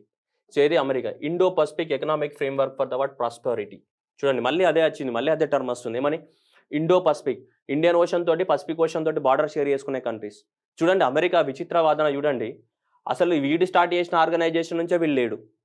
వీడు స్టార్ట్ చేసిన ఆర్గనైజేషన్ నుంచి వీడు బయటకెళ్ళిపోయినాడు. ఏది? ట్రాన్స్ పసిఫిక్ పార్ట్నర్‌షిప్ నుంచి. ఈ ట్రాన్స్ పసిఫిక్ పార్ట్నర్‌షిప్ నుంచే వీడు బయటకెళ్ళిపోయి మళ్ళీ ఏం చేశాడు వీడు? మళ్ళీ ఇప్పుడు కొత్త ఆర్గనైజేషన్ అని చెప్పి మళ్ళీ తీసుకొచ్చారు జో బిడెన్. ఏది? ఇండో పసిఫిక్ ఎకనామిక్ ఫ్రేమ్‌వర్క్ అని. మళ్ళీ సేమ్ అవే. ఇండియన్ ఓషన్ తోటి పసిఫిక్ ఓషన్ తోటి బార్డర్ షేర్ చేసుకుంటున్న కంట్రీస్ ఏవైతే ఉన్నాయో ఆ కంట్రీస్ అన్నిటితో కలిపి మళ్ళీ ఏం చేశారు? కొత్త ఆర్గనైజేషన్ స్టార్ట్ చేయడం జరిగింది. సో ఇది ఎప్పుడు మొన్న మే 23 ఆఫ్ ద 2022 రోజు మనకి ఆర్గనైజేషన్‌ని ఫార్మ్ చేస్తున్నట్టు మనకు చెప్పడం జరిగింది. ఏది? Indo Pacific economic framework for the prosperity అని. సో దీంట్లో చూసుకుంటే మనకి 14 కంట్రీస్. ఒరిజినల్‌గా 13 ఉండే. ఇప్పుడు ఫిజీ కూడా జాయిన్ అయింది. ఫిజీతో కలిపి మొత్తం 14 కంట్రీస్ అయినాయి. సో దాంట్లో చూసుకుంటే మళ్ళీ సేమ్ ఇదే గోల. ఏది? ఇగో ఇండియన్ ఓషన్ తోటి మళ్ళీ సేమ్ పసిఫిక్ ఓషన్ తోటి ఏం చేయాలి? బార్డర్ షేర్ చేసుకోవాలి. ఇండియన్ ఓషన్ తోటి ఏంటిది? పసిఫిక్ ఓషన్ తోటి బార్డర్ షేర్ చేసుకోవాలి. దానికోసమే తీసుకొచ్చింది ఏది? ఇది Indo Pacific economic partnership for the prosperity అని. ఫ్రేమ్‌వర్క్ ఫర్ ద ప్రాస్పెరిటీ అని. సో ఇక్కడ చూసుకుంటే మళ్ళీ అవే. Australia, Brunei, Fiji, India. Okay. Next Indonesia, Japan, South Korea. Next Malaysia, New Zealand, Philippines, Singapore, Thailand, United States and Vietnam. మళ్ళీ ఈ 14 దేశాల కూటమి. సో ఇండియాలో మెంబరా? ఇండియాలో మెంబర్‌గా? రైట్. ఇండియాలో క్వాడ్‌లో మెంబరా? యెస్. ఇండియా I2U2లో మెంబరా? Yes. India I2. India trans Pacific పార్ట్నర్‌షిప్‌లో మెంబరా? నో. మన పసిఫిక్ ఓషన్ మనకు సంబంధమే లేదు గదా! సో కాబట్టి మన పసిఫిక్ ఓషన్‌కి సంబంధం లేదు. ఏ ఓషన్‌కి సంబంధం ఉంది? ఇండియన్ ఓషన్‌కి సంబంధం ఉంది. కాబట్టి మనం ఇప్పటిదాకా చదివిన దాంట్లో ఇండియా అనేది క్వాడ్‌లో మెంబరా అమ్మా? యెస్. ఇండియా అనేది క్వాడ్‌లో మెంబర్. ఓకే. సో ఇండియా అనేది క్వాడ్ ప్లస్‌లో మెంబరా? యెస్. ఇండియా క్వాడ్ ప్లస్‌లో కూడా మెంబరే. సో ఇండియా I2U2లో మెంబరా? యెస్. ఇండియా I2U2 ప్లస్‌లో మెంబరా అంటే రైట్. అంతే కదా! ప్లస్ అంటే కొత్తగా యాడ్ అయితాయి. I2U2 అట్లనే ఉంటది కదా! ఇక్కడ కూడా క్వాడ్ అంటే 4, క్వాడ్ +2 అంటే మళ్ళీ ఇంకా యాడ్ అయ్యేటి 3. ప్లస్ ఇండియా అనేది మనకి టీటీపీలో మెంబరా? నో. ఇండియా అనేది టీటీపీలో మెంబరా? Comprehensive and progressive trans Pacific partnership? No. దీంట్లో ఇండియా మెంబర్ కాదు. మరి ఇప్పుడు ఇండియా దీంట్లో మెంబరా? సో ఇండో పసిఫిక్ ఎకనామిక్ ఫ్రేమ్‌వర్క్‌లో మెంబరా అంటే యెస్. ఇండియా అనేది మెంబరే. సో కాబట్టి ఎగ్జామినేషన్‌లో ఇవన్నీ కూడా కంట్రీస్ అనేది చాలా జాగ్రత్తగా మీరు అబ్జర్వ్ చేయాలి. ఏ కంట్రీ దేంట్లో మెంబర్స్గా ఉన్నాయనేది మీరు అబ్జర్వ్ చేయాలి, లేకపోతే గుర్తుండవు ఎగ్జామ్ పర్పస్లో. అందుకని చెప్పేసి ఇక్కడ ఇండియన్ ఓషన్ తోటి బార్డర్ షేర్ చేసుకుంటూ ఉన్నాయి, ప్లస్ ఇక్కడ పసిఫిక్ ఓషన్తో బార్డర్ చేసుకున్న యూఎస్ఏ ఉంది, ఆస్ట్రేలియా ఉంది, న్యూజిలాండ్ ఉంది. ఇవన్నీ కూడా ఇక్కడ ఉన్నటువంటి ఆల్మోస్ట్ ఈ కంట్రీస్ అన్ని కూడా మలేషియా కానీ, ఫిలిప్పైన్స్ కానీ, సింగపూర్ కానీ, థాయిలాండ్ కానీ, వియత్నాం కానీ ఇవన్నీ కూడా ఉన్నాయి. ఇక్కడ ఉన్నటువంటి జపాన్ కానీ ఇవన్నీ కూడా దేన్ని మళ్ళీ ఇండో పసిఫిక్తో బార్డర్ షేర్. ఈ 14 దేశాల యొక్క జీడీపీ అనేది ప్రపంచంలో 40% ఆఫ్ ద జీడీపీకి ఈక్వల్. ఇట్లాంటి క్వశ్చన్స్ అడుగుతూ ఉంటాడు. సో ఈ కంట్రీస్ యొక్క జీడీపీ అంతా 40% ఆఫ్ ద జీడీపీకి ఈక్వల్. ప్రపంచంలో ఉన్నటువంటి మొత్తం జీడీపీ వాల్యూలో 40% ఆఫ్ ద జీడీపీ అనేది ఈ కంట్రీస్ నుంచి వస్తుంది, 14 దేశాల నుంచి. సో కాబట్టి ఇండియా అనేది మెంబర్ అంటే definitely India is the member of this one. ఎందుకంటే పేరులోనే ఉంది కదా, ఇండో పసిఫిక్ కోఆపరేషన్ అని చెప్పేసి, ఇండో పసిఫిక్ కోఆపరేషన్ అని చెప్పేసి. ఓకేనా, right. So Indo Pacific economic framework for the prosperity ఏదైతే ఇది ఫామ్ చేశామో, సో దీంట్లో ఈ 4 పిల్లర్స్ పైన డిపెండ్ అయి ఉంటుంది ఈ ఆర్గనైజేషన్ అని చెప్పడం జరిగింది. ఈ 4 పిల్లర్స్ పైన. ఇంకా ఈ ఆర్గనైజేషన్ ఎలా వర్క్ చేస్తుంది, ఏమేమనేది ఇంకా ఫ్రేమ్వర్క్ అనేది ఫుల్ ఫ్లెడ్జ్డ్ ఫ్రేమ్వర్క్ అనేది మనకు అవుట్ కాలేదు. ఎందుకంటే May 23 రోజే కదా ఇది వచ్చింది. ఇంకా ఫుల్ ఫ్లెడ్జ్డ్ ఇంకా దీని డీటెయిల్స్ అనేది అవుట్ కాలేదు మనకి. సో ఇప్పుడున్నటువంటి దాని ప్రకారం మనం చదువుకుంటున్నాం, రైట్. సో ఏమంటున్నారు, ఈ అన్ని దేశాల మధ్యన, ఈ 14 దేశాల మధ్యన, సో ఈ 14 దేశాల మధ్యన ఏం జరగాలంట, free and the resilient trade జరగాలి. And next supply chain resilience ఉండాలి, infrastructure and clean energy and decarbonization and ఏంటి tax and anti corruption. So ఈ థీమ్స్ పైన మనకి ఇది పనిచేస్తుందని చెప్పారు. ఓకే, ఇది గుర్తుపెట్టుకోవాల్సిన అవసరం లేదు ఎగ్జామ్లో మీకు. బట్ స్టిల్ ఈ 4 థీమ్స్ పైన ఈ ఆర్గనైజేషన్ వర్క్ చేయబోతుంది అని చెప్పేసి దీన్ని తీసుకురావడం జరిగింది. దేన్ని, సో ఈ ఆర్గనైజేషన్ ఇండైరెక్ట్గా ఇది కూడా మళ్ళీ దేన్ని, చైనాని కౌంటర్ చేయడానికి, ఇక్కడ చైనాని కౌంటర్ చేయడానికి ఇండైరెక్ట్గా తీసుకొచ్చారు. కానీ మరి ఇందులో ఉండొచ్చు కదా సార్, యూఎస్ అని డౌట్ రావచ్చు. ఇది ఓన్లీ పసిఫిక్ ఓషన్తో సంబంధం ఉంది, ఇది ఓన్లీ పసిఫిక్ ఓషన్తో సంబంధం ఉన్న కంట్రీస్. ఇక్కడ ఇండియన్ ఓషన్ ఎలిమినేట్ అయిపోయింది. ఇక్కడ దేంట్లో ట్రాన్స్ పసిఫిక్ పార్ట్నర్షిప్లో ఇండియన్ ఓషన్ లేదు. కానీ నీకు ఇక్కడ వచ్చేసరికి నీకు 2 దేశాలను యాడ్ చేస్తారు. ఇక్కడ ఇండియన్ ఓషన్తో లింకప్ అయిన దేశాలు కూడా. ఇక్కడ ఆస్ట్రేలియా చూస్తే మనకి ఆస్ట్రేలియాకి ఇటువైపుకి ఇండియన్ ఓషన్ ఉంటుంది, ఇటువైపుకి ఏముంటాయి, పసిఫిక్ ఓషన్, 2 ఉంటాయి ఆస్ట్రేలియాకి. సో కాబట్టి ఇటు ఇండియన్ ఓషన్తో ఉన్నటువంటి లింకప్ కానీ, ఇటు పసిఫిక్ ఓషన్తో లింకప్స్ 2 మనకి ఐడెంటిఫై చేశారు. ఐడెంటిఫై చేసి అలా పేరు పెట్టడం జరిగింది. ఏ పేరుతో తీసుకొచ్చారు దీన్ని, Indo Pacific economic framework for the prosperity అనే పేరుతోటి తీసుకురావడం జరిగింది దీన్ని, ఈ ఆర్గనైజేషన్ మనకి. ఓకేనా, so Indo Pacific framework for the partnership. ఇది కొత్త ఆర్గనైజేషన్. మాక్సిమం ఎగ్జామినేషన్లో రావడానికి ఇది ఛాన్స్ ఉంది. ఏది, కొత్త ఆర్గనైజేషన్. ఇవన్నీ కూడా సో కంట్రీస్ అనేది జాగ్రత్తగా మీరు వరల్డ్ మ్యాప్ పెట్టి చూడాలి. ఓకే, ఏది దేంతో మనకి ఆస్ట్రేలియా, బ్రునై, ఫిజీ, ఇండియా కానీ, Indonesia, Japan, South Korea, Malaysia, New Zealand, Philippine, ఇవన్నీ కూడా కరెక్ట్గా వరల్డ్ మ్యాప్ పెట్టుకొని మీకు ఇక్కడ చూస్తే అర్థమవుతుంది. మీరు ఏం చూడకుండా డైరెక్ట్గా ఉంటే ఏం అర్థం కాదు. అవి చూడడానికి అమ్మ ఇండియాను బైహార్ట్ చేయాలనిపిస్తుంది. అవి బైహార్ట్ చేయాల్సిన అవసరం లేదు. జస్ట్ లాజికల్గా ఎప్పుడైనా నీకు టైం ఉన్నప్పుడు వరల్డ్ మ్యాప్ పెట్టుకొని చూస్తే you can understand it. Next one, ASEAN. ఈ ఏషియాన్ అనే ఆర్గనైజేషన్ ఏంటిది అంటే 10 దేశాల కూటమి. ఇది ఏషియాన్ అనేది ఇప్పుడు కాదు, మనకి 1967లోనే this is the group of the 10 countries. The ASEAN is the group of the 10 countries. ఏంటిది, association of the South East Asia nation అన్నాం. ఎస్ఈఏ అంటే ఏంటి, సౌత్ ఈస్ట్ ఏషియా. ఇది మనకి ఇండియాకి ఇదే కదమ్మా. మన ఇండియా దేశం, మన భారతదేశానికి కనుక చూసుకుంటే ఇది ఈస్టా కాదా ఇండియాకి, ఇదేంటిది సౌత్ కదా. మరి మధ్యలో ఉన్నదంతా ఏమైతే సౌత్ ఈస్ట్, అవునా కదా. మనం ఏషియా కాంటినెంట్లోనే ఉన్నాం కదా. మనం ఏషియా కాంటినెంట్లోనే ఉన్న ఇది ఈస్ట్ అయింది, ఇది సౌత్ అయినప్పుడు, ఇది ఏమైతే సౌత్ ఈస్ట్ ఏషియా. సో ఇదంతా కూడా ఏంటిది, మనకి ఇదంతా సౌత్ ఈస్ట్ ఏషియా అంటాం ఇదంతా. సో కాబట్టి ఈ సౌత్ ఈస్ట్ ఏషియాలో ఉన్నటువంటి కంట్రీస్ అన్ని 1967లో ఈ ఆర్గనైజేషన్ పెట్టాయి. దేన్ని, ఏషియన్ అనే ఒక ఆర్గనైజేషన్ పెట్టడం జరిగింది. దీనిలో మనం ఏమంటాం, association of the South East Asia nations అంటాం. ఏమంటాం, association of south East Asia nations. Association of the South East Asia nations అనే పేరుతో పిలుస్తాం. దీని యొక్క హెడ్ క్వార్టర్ అనేది మనకి జకర్తా, ఇండోనేషియాలో ఉంది. సో దీని యొక్క హెడ్ క్వార్టర్ జకర్తా, ఇండోనేషియాలో ఉంది. దీంట్లో ఈ 10 కంట్రీస్ అనమాట. ఈ 10 కంట్రీస్ ఏం చేస్తాయి, మళ్ళీ సేమ్ ఎకనామిక్ కోఆపరేషన్. ఒకరికొకరు ఏం చేయాలి, ఎకనామిక్గా కోఆపరేట్ చేసుకోవాలి. ఎక్స్పోర్ట్ పైన ఉన్న ట్యాక్సెస్ తగ్గించుకోవాలి. ఇంకొన్ని కంట్రీస్ ఇంపోర్ట్స్ పైన ట్యాక్స్ తగ్గించుకోవాలి. ఇన్వెస్ట్మెంట్ కోసం ఫెసిలిటీస్ డెవలప్మెంట్ చేయాలి. అదే ఏ కంట్రీ తోటైనా ఇంకో కంట్రీకి ఏ సంబంధం ఉంటుందమ్మా, ప్రతి సంబంధం ఆర్థిక సంబంధాలే. సో కాబట్టి ఇక్కడ కూడా every relationship is the economic relationship. So ఇక్కడ కూడా ప్రతి కంట్రీకి ఉన్నటువంటి రిలేషన్షిప్ ఏంటిది, ఇక్కడ 10 కంట్రీస్ ఉన్నాయి. ఏ 10 కంట్రీస్ని, ఇవన్నీ కూడా ఇవి చూడండి, మయన్మార్ కానీ, లావోస్ కానీ, వియత్నాం కానీ, థాయిలాండ్ కానీ, కంబోడియా కానీ, మలేషియా కానీ, బ్రునై కానీ, ఇండోనేషియా కానీ, సింగపూర్ కానీ, అండ్ ద ఫిలిప్పైన్స్ కానీ, ఇవన్నీ 10 కంట్రీస్ని కలిపి మనం ఏమంటాం, ఏషియాన్ అంటాం. సో ఎలా గుర్తుపెట్టుకోవాలి 10 కంట్రీస్ని అనేది మనం ట్రై చేద్దాం. సో ఈ 10 కంట్రీస్ని గుర్తుపెట్టుకోవడానికి కోసం ఇలా గుర్తుపెట్టుకోండి మీరు, పిఎస్ఎల్వి బిట్ ఎంఎంసి అని గుర్తుపెట్టుకోండి. ఓకే, పిఎస్ఎల్వి అయితే అందరికీ తెలుసు. ఓకేనా, రాకెట్ లాంచ్ చేసేది మీ అందరికి తెలుసు కదమ్మా. So PSLV bit MMC. So PSLV అంటున్నామా లేదా, పిఎస్ఎల్వి ఏమని రాసా, బిఐటి బిట్. సో ఎంఎంసి అంటున్నాం, పిఎస్ఎల్వి బిట్ ఎంఎంసి అని కదా. So PSLV bit MMC, PSLV bit MMC. So P for మనకు ఆల్రెడీ తెలుసు మీకు ఇక్కడ ఫిలిప్పైన్స్. సో ఏంటిదమ్మా ఇది? ఇది ఫిలిప్పైన్స్ మీకు తెలుస్తూనే ఉంది. ఇదేంటిదమ్మా? So Singapore. ఓకే, నేను స్పీడ్గా రాస్తే అర్థం చేసుకోండి. ఓకేనా? సింగపూర్. నెక్స్ట్ ఇక్కడ ఏముంది మనకి? లావోస్ ఉంది. ఇక్కడ ఏముందమ్మా? వియత్నాం ఉంది. ఓకే, ఇక్కడ ఏముంది మనకి? అక్కడ కనిపిస్తున్నాయి కదమ్మా, మీరు ఇక్కడ చూడండి, నన్నగా చూడడం. అక్కడ బ్రునై ఉంది. ఇక్కడ ఏంటి మనకి? సో ఇండోయా ఉందా? లేదు కదా. ఇండోనేషియా ఏముంది? ఇండోనేషియా ఉంది. టీ ఫర్ ఏంటిది మనకి? థాయిలాండ్ ఉంది. ఏంటిది? థాయిలాండ్ ఉంది. నెక్స్ట్ ఏముంది ఇక్కడ? మలేషియా ఉంది. ఓకే, మలేషియా ఉంది. నెక్స్ట్ ఏముంది మనకి? మయన్మార్ ఉంది. అండ్ ఆ తర్వాత ఏముంది మనకి? కంబోడియా ఉంది. ఆ తర్వాత ఏముంది మనకి? కంబోడియా ఉంది. సో ఇవే కదా మనకి. సో కాబట్టి మీరు గుర్తుపెట్టుకోవాల్సింది ఏంటి? PSLV bit MMC, PSLV bit MMC అని గుర్తుపెట్టుకోవాలి. అలా పిఎస్ఎల్వి బిట్ ఎంఎంసి కంట్రీస్నే మనం ఏమంటాం? ఏషియన్ కంట్రీస్ అంటాం. ఈ కంట్రీస్ కూడా ఒకరికొకరు దేనికోసం? ఎకనామిక్గా కోఆపరేషన్ చేసుకోవాలి కంట్రీస్ అన్ని కూడా. Okay, right. అయితే ఇప్పుడు ఆ తర్వాత కొద్ది కాలానికి ఏం చేశారంటే, ఈ ఏషియాన్లో 10 కంట్రీస్ ఉన్నాయి కదా, ఆ తర్వాత ఏం చేశారు? దీన్ని ఏషియన్ ప్లస్గా మార్చాలని కూడా ట్రై చేశారు. ఏషియన్ ప్లస్ అంటే nothing but that is ASEAN plus 3. ASEAN plus 3గా మార్చాలనుకున్నారు. అంటే ఆల్రెడీ ఏషియాన్లో ఈ కంట్రీస్ అన్నీ ఉన్నాయి కదమ్మా, మీ అందరికి తెలుసు కదా, ఇప్పుడే రాసాం కదా నాన్న. సో ఏంటి? పిఎస్ఎల్వి బిట్ ఎంఎంసి ఏమున్నాయి? పిఎస్ఎల్వి బిట్ ఎంఎంసి కంట్రీస్ ఉన్నాయి. ప్లస్ ఇప్పుడు కొత్తగా ఏం చేయాలి? పిఎస్ఎల్వి 3 3 యాడ్ చేయాలి మనం. 3. సో అదేంటిది? చైనా. ఏది? చైనా కానీ, నెక్స్ట్ ఏంటి? జపాన్, అండ్ నెక్స్ట్ ఏంటి? South Korea. ఎందుకు యాడ్ చేయాలి అంటే వీళ్ళకి దగ్గరగా ఉన్న కంట్రీస్ ఇవే అన్నమాట. మీరు చూస్తే మనకి వరల్డ్ మ్యాప్ చూస్తే మనకు అర్థమైపోతుంది. ఇక్కడ వీళ్ళకి దగ్గరగా ఉన్న కంట్రీస్ ఇవే. సో ఇదంతా కూడా సౌత్ ఈస్ట్ ఏషియా నేషన్స్ కదమ్మా. ఈ సౌత్ ఈస్ట్ ఏషియా నేషన్ అంతా కూడా ఇదే కదా. ఈ సౌత్ ఈస్ట్ ఏషియా నేషన్ ఇక్కడ అయినప్పుడు వీటి బిజినెస్ డెవలప్మెంట్ చేసుకోవాలంటే వీటికి దగ్గరగా ఉంది. కల్చరల్గా అంటే వీళ్ళు కూడా బుద్ధిస్ట్ కంట్రీసే, ఇక్కడ కూడా అన్ని బుద్ధిజం కంట్రీసే. కల్చరల్గా దగ్గరగా ఉన్నారు, ప్లస్ ప్రాక్సిమిటీ కూడా దగ్గరగా ఉంది. సో కాబట్టి చైనా కానీ, ఇక్కడ ఉన్నటువంటి సౌత్ కొరియా కానీ, ఇక్కడ ఉన్నటువంటి నెక్స్ట్ ఏంటి? జపాన్ కానీ, ఈ 3 దేశాలు చైనా, జపాన్, సౌత్ కొరియా, ఈ మూడిట్లను యాడ్ చేసామనుకోండి ఈ అన్ని కంట్రీస్కి, 10 కంట్రీస్కి, ఈ 10 కంట్రీస్కి ఈ మూడిట్లను యాడ్ చేయడంని ఏమంటాం మనం? ఏషియన్ ప్లస్ 3 అని పిలుస్తారు. Asian plus 3. సో ఈ ఏషియన్ ప్లస్ 3. సో ఏవి? చైనా కానీ, జపాన్ కానీ, సౌత్ కొరియా అని ఏమంటాం? ఏషియన్ ప్లస్ 3 అంటే ఏమంటాం? ఏషియన్ ప్లస్ 3 అంటాం. దాంతోపాటు మళ్ళీ ఏం చేశారు? ఈ ఏషియన్ ప్లస్ 6ని ఎక్స్పాండ్ చేద్దాం అనుకున్నారు. Asian plus 3 and again plus 3 అంటే ఆల్రెడీ ఇవన్నీ ఉన్నాయి కదమ్మా.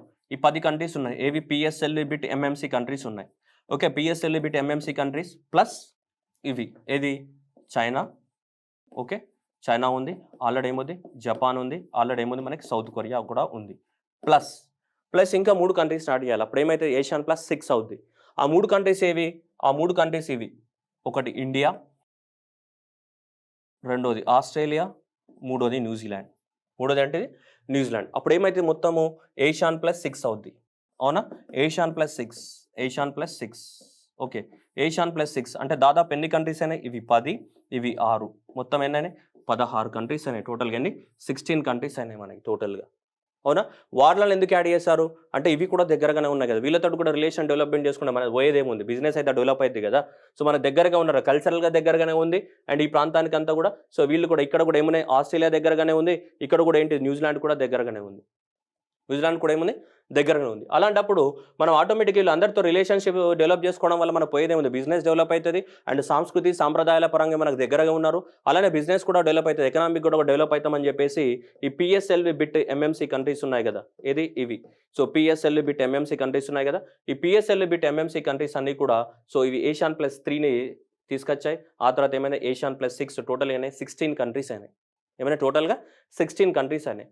ఈ 16 కంట్రీస్ అయినప్పుడు ఇదంతా ఏమైనా? ఇదంతా కూడా పెద్ద రీజియన్ లాగా తయారైపోయింది. ఇదంతా కూడా ఈ 16 కంట్రీస్ అనేటివి చాలా పెద్ద రీజియన్ అనమాట, ఈ 16 కంట్రీస్. ఆ తర్వాత ఏం చేశారు? మనం ఈ 16 కంట్రీస్ అన్నిటి మధ్యలో మనం వ్యాపారం డెవలప్ చేసుకోవచ్చు కదా, బిజినెస్ డెవలప్ చేసుకోవచ్చు కదా. మనం ఎందుకు మనం ఒకరికొకరు ఈ ఎక్కువ మొత్తంలో ట్యాక్సులు ఎందుకు వేసుకోవడం? మనం ట్యాక్సులు తగ్గించుకోవచ్చు కదా, మంచి గవర్నెన్స్ పెంచుకోవచ్చు కదా, మంచి లేబర్ లాస్ ఇంప్లిమెంట్ చేసుకోవచ్చు కదా. అలా చేస్తే మనం అంతా ఈ 16 దేశాలు డెవలప్ అవుతాయి కదా అన్న ఆలోచన వచ్చింది చాలామందికి. అలా ఈ ఆలోచన వల్లనే పుట్టింది ఈ ఆర్గనైజేషన్. ఏది? Regional comprehensive economic partnership. ఏది? రీజనల్. సో రీజనల్, ఏ రీజనల్? చూడండి, కాంప్రిహెన్సివ్ అంటే covering all which aspects? Economic aspect. ఎకనామిక్గా కాంప్రిహెన్సివ్గా ఎకనామిక్స్ని కవర్ చేసే ఏంటిది? పార్ట్నర్షిప్. ఎకనామిక్ అంటే నథింగ్ బట్ దట్ బిజినెస్. అన్ని టైప్ ఆఫ్ ద బిజినెస్ని కవర్ చేసే ఒక కాంప్రిహెన్సివ్ పార్ట్నర్షిప్. ఏ కాంప్రిహెన్సివ్ పార్ట్నర్షిప్ కైనా, ఏ ఎకనామిక్ పార్ట్నర్షిప్ కైనా ఏ దేశంతో సంబంధం ఏముంటుందమ్మా? ట్యాక్సులు తగ్గించుకోవాలి, దేన్ని ప్రమోట్ చేసుకోవాలి? బిజినెస్ని ప్రమోట్ చేసుకోవాలి. ఎవడు మన ఇంట్లో చుట్టం కాడు, రైట్? సో ఏం కాదు. కాబట్టి అందుకే ఎవరికైనా ఏం చేయాలి, వాడు మనకు తగ్గిస్తే మనం వాడికి తగ్గిస్తాం. ఏ ఎకనామిక్ పార్ట్నర్‌షిప్‌కైనా ఫండమెంటల్ ఐడియా ఏంటిదమ్మా? టాక్సెస్ తగ్గించుకోవాలి, బిజినెస్ డెవలప్‌మెంట్ చేసుకోవాలి. సో, అలా ఈ 16 దేశాలనేటివి, సో, ఇవేవైతే ఉన్నాయో ఈ 16 దేశాలన్నీ కలిపి, సో, ఈ ఆర్గనైజేషన్‌ని ఫార్మ్ చేద్దామని తీసుకురావడం జరిగింది. ఏ ఆర్గనైజేషన్‌ని? RCEP, regional comprehensive economic partnership అని ఆర్‌సీఈపీ. ఏది? ఆర్‌సీఈపీ అనేది సో, తీసుకురావడం జరిగింది. ఏది? ఆర్‌సీఈపీ. సో, ఈ ఆర్‌సీఈపీలో ఎన్ని కంట్రీస్ ఉన్నాయనేది మనకు పాయింట్ ఇప్పుడు. సో, ఈ ఆర్‌సీఈపీలో ఇవన్నీ ఉన్నాయి కదమ్మా! పీఎస్ఎల్‌వి, బిట్ అండ్ ఏంటిది? ఎంఎంసీ. ఇది ఏషియాన్ ప్లస్ 10 కంట్రీస్ దేనివున్నాయి మనకి దీంట్లో? 10 ఏషియన్ కంట్రీస్ ఉన్నాయి దీంట్లో. ఏంట్లో? ఆర్‌సీఈపీలో. ఈ ఆర్‌సీఈపీలో ఏమున్నాయి మనకి? 10 ఏషియన్ కంట్రీస్ ఉన్నాయి. దాంతో పాటు ఆర్‌సీఈపీలో ఏముంది మనకి? చైనా కూడా ఉంది. ఓకే. చైనా ఉంది. అండ్ దాంతో పాటు జపాన్ ఉంది. అండ్ దాంతో పాటు సౌత్ కొరియా కూడా ఉంది. ప్లస్ ఆ తర్వాత ఏంటి మనకి? ఆస్ట్రేలియా ఉంది. అండ్ దాంతో పాటు ఏముంది? న్యూజిలాండ్ కూడా ఉంది. అండ్ దాంతో పాటు ఏముంది? ఇండియా కూడా ఉందా? లేదా అనేది పాయింట్. సో, మొత్తం 16 దేశాలు కలిపి అని చెప్పాం కదా! కానీ ఇండియా అనేది జాయిన్ అవ్వలేదు దీంట్లో. ఈ ఆర్‌సీఈపీలో ఇండియా అనేది జాయిన్ అవ్వలేదు. ఇండియా అనేది జాయిన్ అవ్వలేదు. ఎందుకంటే మనము లాభం కన్నా మనం నష్టపోయేది ఎక్కువగా ఉంది అని చెప్పేసి ఇండియా జాయిన్ అవ్వలేదు. ఎలా నష్టపోతాం మనము? ఎక్కువ మొత్తంలో టాక్స్ తగ్గించామనుకోండి, జపాన్ నుంచి గాని, సౌత్ కొరియా నుంచి గాని, చైనా నుంచి గాని చీపెస్ట్ గూడ్స్ అని ఇండియా మార్కెట్‌లోకి డంప్ అయితాయి. ఆ చీపెస్ట్ గూడ్స్ ఇండియా మార్కెట్‌లోకి డంప్ అయినప్పుడు ఇండియాలో ఉన్నటువంటి ఇండస్ట్రీస్ దెబ్బతింటాయి. అలాగే ఆస్ట్రేలియా, న్యూజిలాండ్ అనేది డైరీ ప్రొడక్ట్స్‌కి చాలా ఫేమస్. చాక్లెట్‌లకి, డైరీ ప్రొడక్ట్స్‌కి బాగా ఫేమస్. ఆస్ట్రేలియా నుంచి డైరీ ప్రొడక్ట్స్ అన్నీ వచ్చి ఇండియన్ మార్కెట్‌లో డంప్ అయిపోతాయి. న్యూజిలాండ్ నుంచి డైరీ ప్రొడక్ట్స్ వచ్చి ఇండియన్ మార్కెట్‌లో డంప్ అయిపోతాయి. చైనా నుంచి చీపెస్ట్ స్టీల్ వచ్చేసి ఇండియాలో డంప్ అయిపోతాయి. సౌత్ కొరియా గాని, జపాన్, సౌత్ కొరియా లాంటి దేశం సర్వీస్ సెక్టార్‌లో టాప్. అలాంటి సర్వీస్ సెక్టార్ మీద దెబ్బ పడతది మనకి. సో, అందువల్ల మనకు నష్టపోయేది ఎక్కువగా ఉంది లాభం కన్నా అని చెప్పేసి ఇండియా అనేది ఈ రీజనల్ కాంప్రహెన్సివ్ ఎకనామిక్ పార్ట్నర్‌షిప్ పైన మనకు సైన్ చేయలేదు. మనం జాయిన్ అవ్వలేదు దీంట్లో. కారణం ఏంటంటే 16 దేశాలలో మనం కూడా ఒకటి. కానీ 15 దేశాలు మాత్రమే దీంట్లో జాయిన్ అయినాయి. 16వ దేశంగా మనం జాయిన్ అవ్వలేదు. ఎందుకంటే మనకు లాభ నష్టాలు బేరీజు వేసుకున్న తర్వాత గవర్నమెంట్ ఆఫ్ ఇండియా ఏం చేసిందంటే మనకు వచ్చే నష్టమే ఎక్కువ లాభం కన్నా గూడా. సో, కాబట్టి ఇండియా అనేది సో, లాభ నష్టాలు బేరీజు వేసుకున్న తర్వాత మనకొచ్చే నష్టం ఎక్కువ అని చెప్పేసి సో, దీంట్లో జాయిన్ అవ్వలేదు. దేంట్లో? ఈ రీజనల్ కాంప్రహెన్సివ్ ఎకనామిక్ పార్ట్నర్‌షిప్‌లో. దేంట్లో? Regional comprehensive economic partnership. ఈ 15 దేశాలు ఏవైతే ఉన్నాయో ఏవి 15 except India. Except India 15 countries ఉన్నాయి కదా! ఈ 15 కంట్రీస్ అనేది 30% ఆఫ్ ద వరల్డ్ పాపులేషన్‌కి ఈక్వల్. అండ్ ఈ 30 ఈ 30 ఈ 15 countries 30% of the global GDP. And making the largest trade bloc in the history. ప్రపంచంలోనే పెద్ద ట్రేడ్ బ్లాక్ ఇది ప్రస్తుతానికి. ఏది ఇది? అందుకోసం దీనికి అపోజిట్‌గా ఏమొచ్చింది ఇప్పుడు? ఇండో పసిఫిక్, ఇప్పుడే చెప్పాను కదా! ఇండో పసిఫిక్ ఎకనామిక్ ఫ్రేమ్‌వర్క్ అది 40% ఆఫ్ ద గ్లోబల్ జీడీపీ. ఇదెంతమ్మా ఇది? 30% of the global GDP. Take it here. ఇది 40% ఆఫ్ ద గ్లోబల్ జీడీపీ ఇది. ఇది గనక ఇప్పుడు ఇది అనౌన్స్‌మెంట్ చేశారు. ఇదంతా కూడా రూల్స్ అండ్ రెగ్యులేషన్స్ అనేది ఫ్రేమ్ చేయాలి మనం దీనికి సంబంధించి. సో, ఇది ఆల్రెడీ మనకి రన్నింగ్‌లో ఉంది ఇది. ఏది? రీజనల్ కాంప్రహెన్సివ్ ఎకనామిక్ పార్ట్నర్‌షిప్ అనేది ఇది 30% ఆఫ్ ద గ్లోబల్ జీడీపీ. ఇప్పుడు రేపటి రోజు మొత్తం గైడ్‌లైన్స్ ప్రిపేర్ చేసే ఇండో పసిఫిక్ ఎకనామిక్ ఫ్రేమ్‌వర్క్ అనేది ఎంత? అది 40% ఆఫ్ ద గ్లోబల్ జీడీపీ అది. సో, ప్రస్తుతానికైతే ఇది లార్జెస్ట్ గ్లోబల్ ఇదిగా రన్ అవుతుంది. సో, మనకి నవంబర్ 2020లో దీన్ని సైన్ చేయడం జరిగింది. So, RCEP is the first free trade agreement among the largest economies. And it is the 15థ్ నవంబర్ నుంచి దీంట్లో ఆల్మోస్ట్ అన్ని కంట్రీస్ అనేది సైన్ చేయడం స్టార్ట్ అయిపోయింది. అలాగే మనకి ఇది అగ్రీమెంట్‌లో ఎన్ని కంట్రీస్ ఉన్నాయి? 15 కంట్రీస్ ఉన్నాయి కదా! 15 కంట్రీస్‌లలో 10 కంట్రీస్ ఎవరున్నాయి? ఏషియన్ కంట్రీస్ ఉన్నాయి. 5 కంట్రీస్ ఎవరున్నారు? నాన్ ఏషియన్ కంట్రీస్ ఉన్నాయి. సో, 10 ఏషియన్ కంట్రీస్‌లో కనీసం 6 సైన్ చేయాలి. నాన్ ఏషియన్ కంట్రీస్‌లో కనీసం 3 సైన్ చేయాలి. ఓకేనా? సో, అలా ముగ్గురు సైన్ చేస్తే ఈ అగ్రీమెంట్ ఏమైతే ఇంప్లిమెంటేషన్ జరుగుతది. ఆళ్ళందరూ అందరూ సైన్ చేశారు.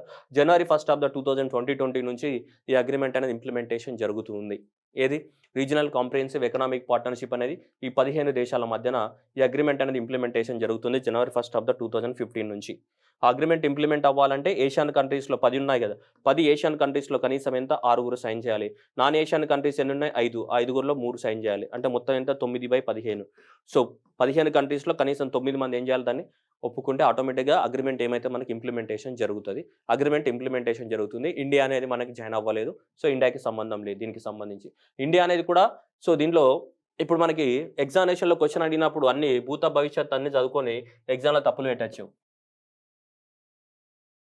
ఏషియాన్‌లో ఇండియా మెంబరా? నో. ఓకే. ఏషియాన్ ప్లస్‌లో ఇండియా మెంబరా అమ్మ? ఏషియాన్ ప్లస్‌లో మెంబరా? నో. చెప్పండి ఏషియాన్ ప్లస్ 3లో మెంబరా? నో. ఇండియా అనేది ఏషియాన్ ప్లస్ 6లో మెంబరా? యెస్. ఇండియా అనేది దేంట్లో? ఏషియాన్ ప్లస్ 6లో మెంబర్. ఓకే. ఇండియా అనేది ఆర్‌సీఈపీలో మెంబరా? నో. ఆర్‌సీఈపీలో జాయిన్ అవ్వాలనుకుంది కానీ డ్రాప్ అయింది. ఇండియా అనేది ఆర్‌సీఈపీలో మెంబర్ కాదు. ఇండియా ఏషియాన్ ప్లస్‌లో 3లో కాదు. ఇండియా ఏషియాన్‌లో మెంబర్ కాదు. ఇండియా దేంట్లో ASEAN ప్లస్ 6లో మాత్రమే ఇండియా మెంబర్. నెక్స్ట్ క్వాడ్లో ఇండియా మెంబరా? ఎస్, క్వాడ్లో ఇండియా మెంబరే. I2U2లో ఇండియా మెంబరా? ఎస్, I2U2లో ఇండియా మెంబరే. సో ఇప్పుడు ఫామ్ అయిన ఇండో పసిఫిక్ ఎకనామిక్ ఫ్రేమ్వర్క్లో ఇండియా మెంబరా? ఎస్, ఇండియా మెంబరే. ఓకే, నెక్స్ట్ ఇండియా TPPలో మెంబరా? ట్రాన్స్ పసిఫిక్ పార్ట్నర్షిప్లో? No, India is not a member. India trans Pacific పార్ట్నర్షిప్లో India member కాదు మనకి. సో కాబట్టి ఇవి ఎగ్జామినేషన్లో అడుగుతూ ఉంటాడు మనకి. ఈ ఆర్గనైజేషన్స్ అనేది వెరీ వెరీ ఇంపార్టెంట్. ఈ కాంప్రిహెన్సివ్ అనేది, సో ఈ రీజనల్ కాంప్రిహెన్సివ్ అగ్రిమెంట్ ఏదైతే ఉందో, ఈ అగ్రిమెంట్ మనకి నవంబర్లో సైన్ చేసిన తర్వాత ఈ 15 కంట్రీస్ సైన్ చేయడం జరిగింది నవంబర్లో.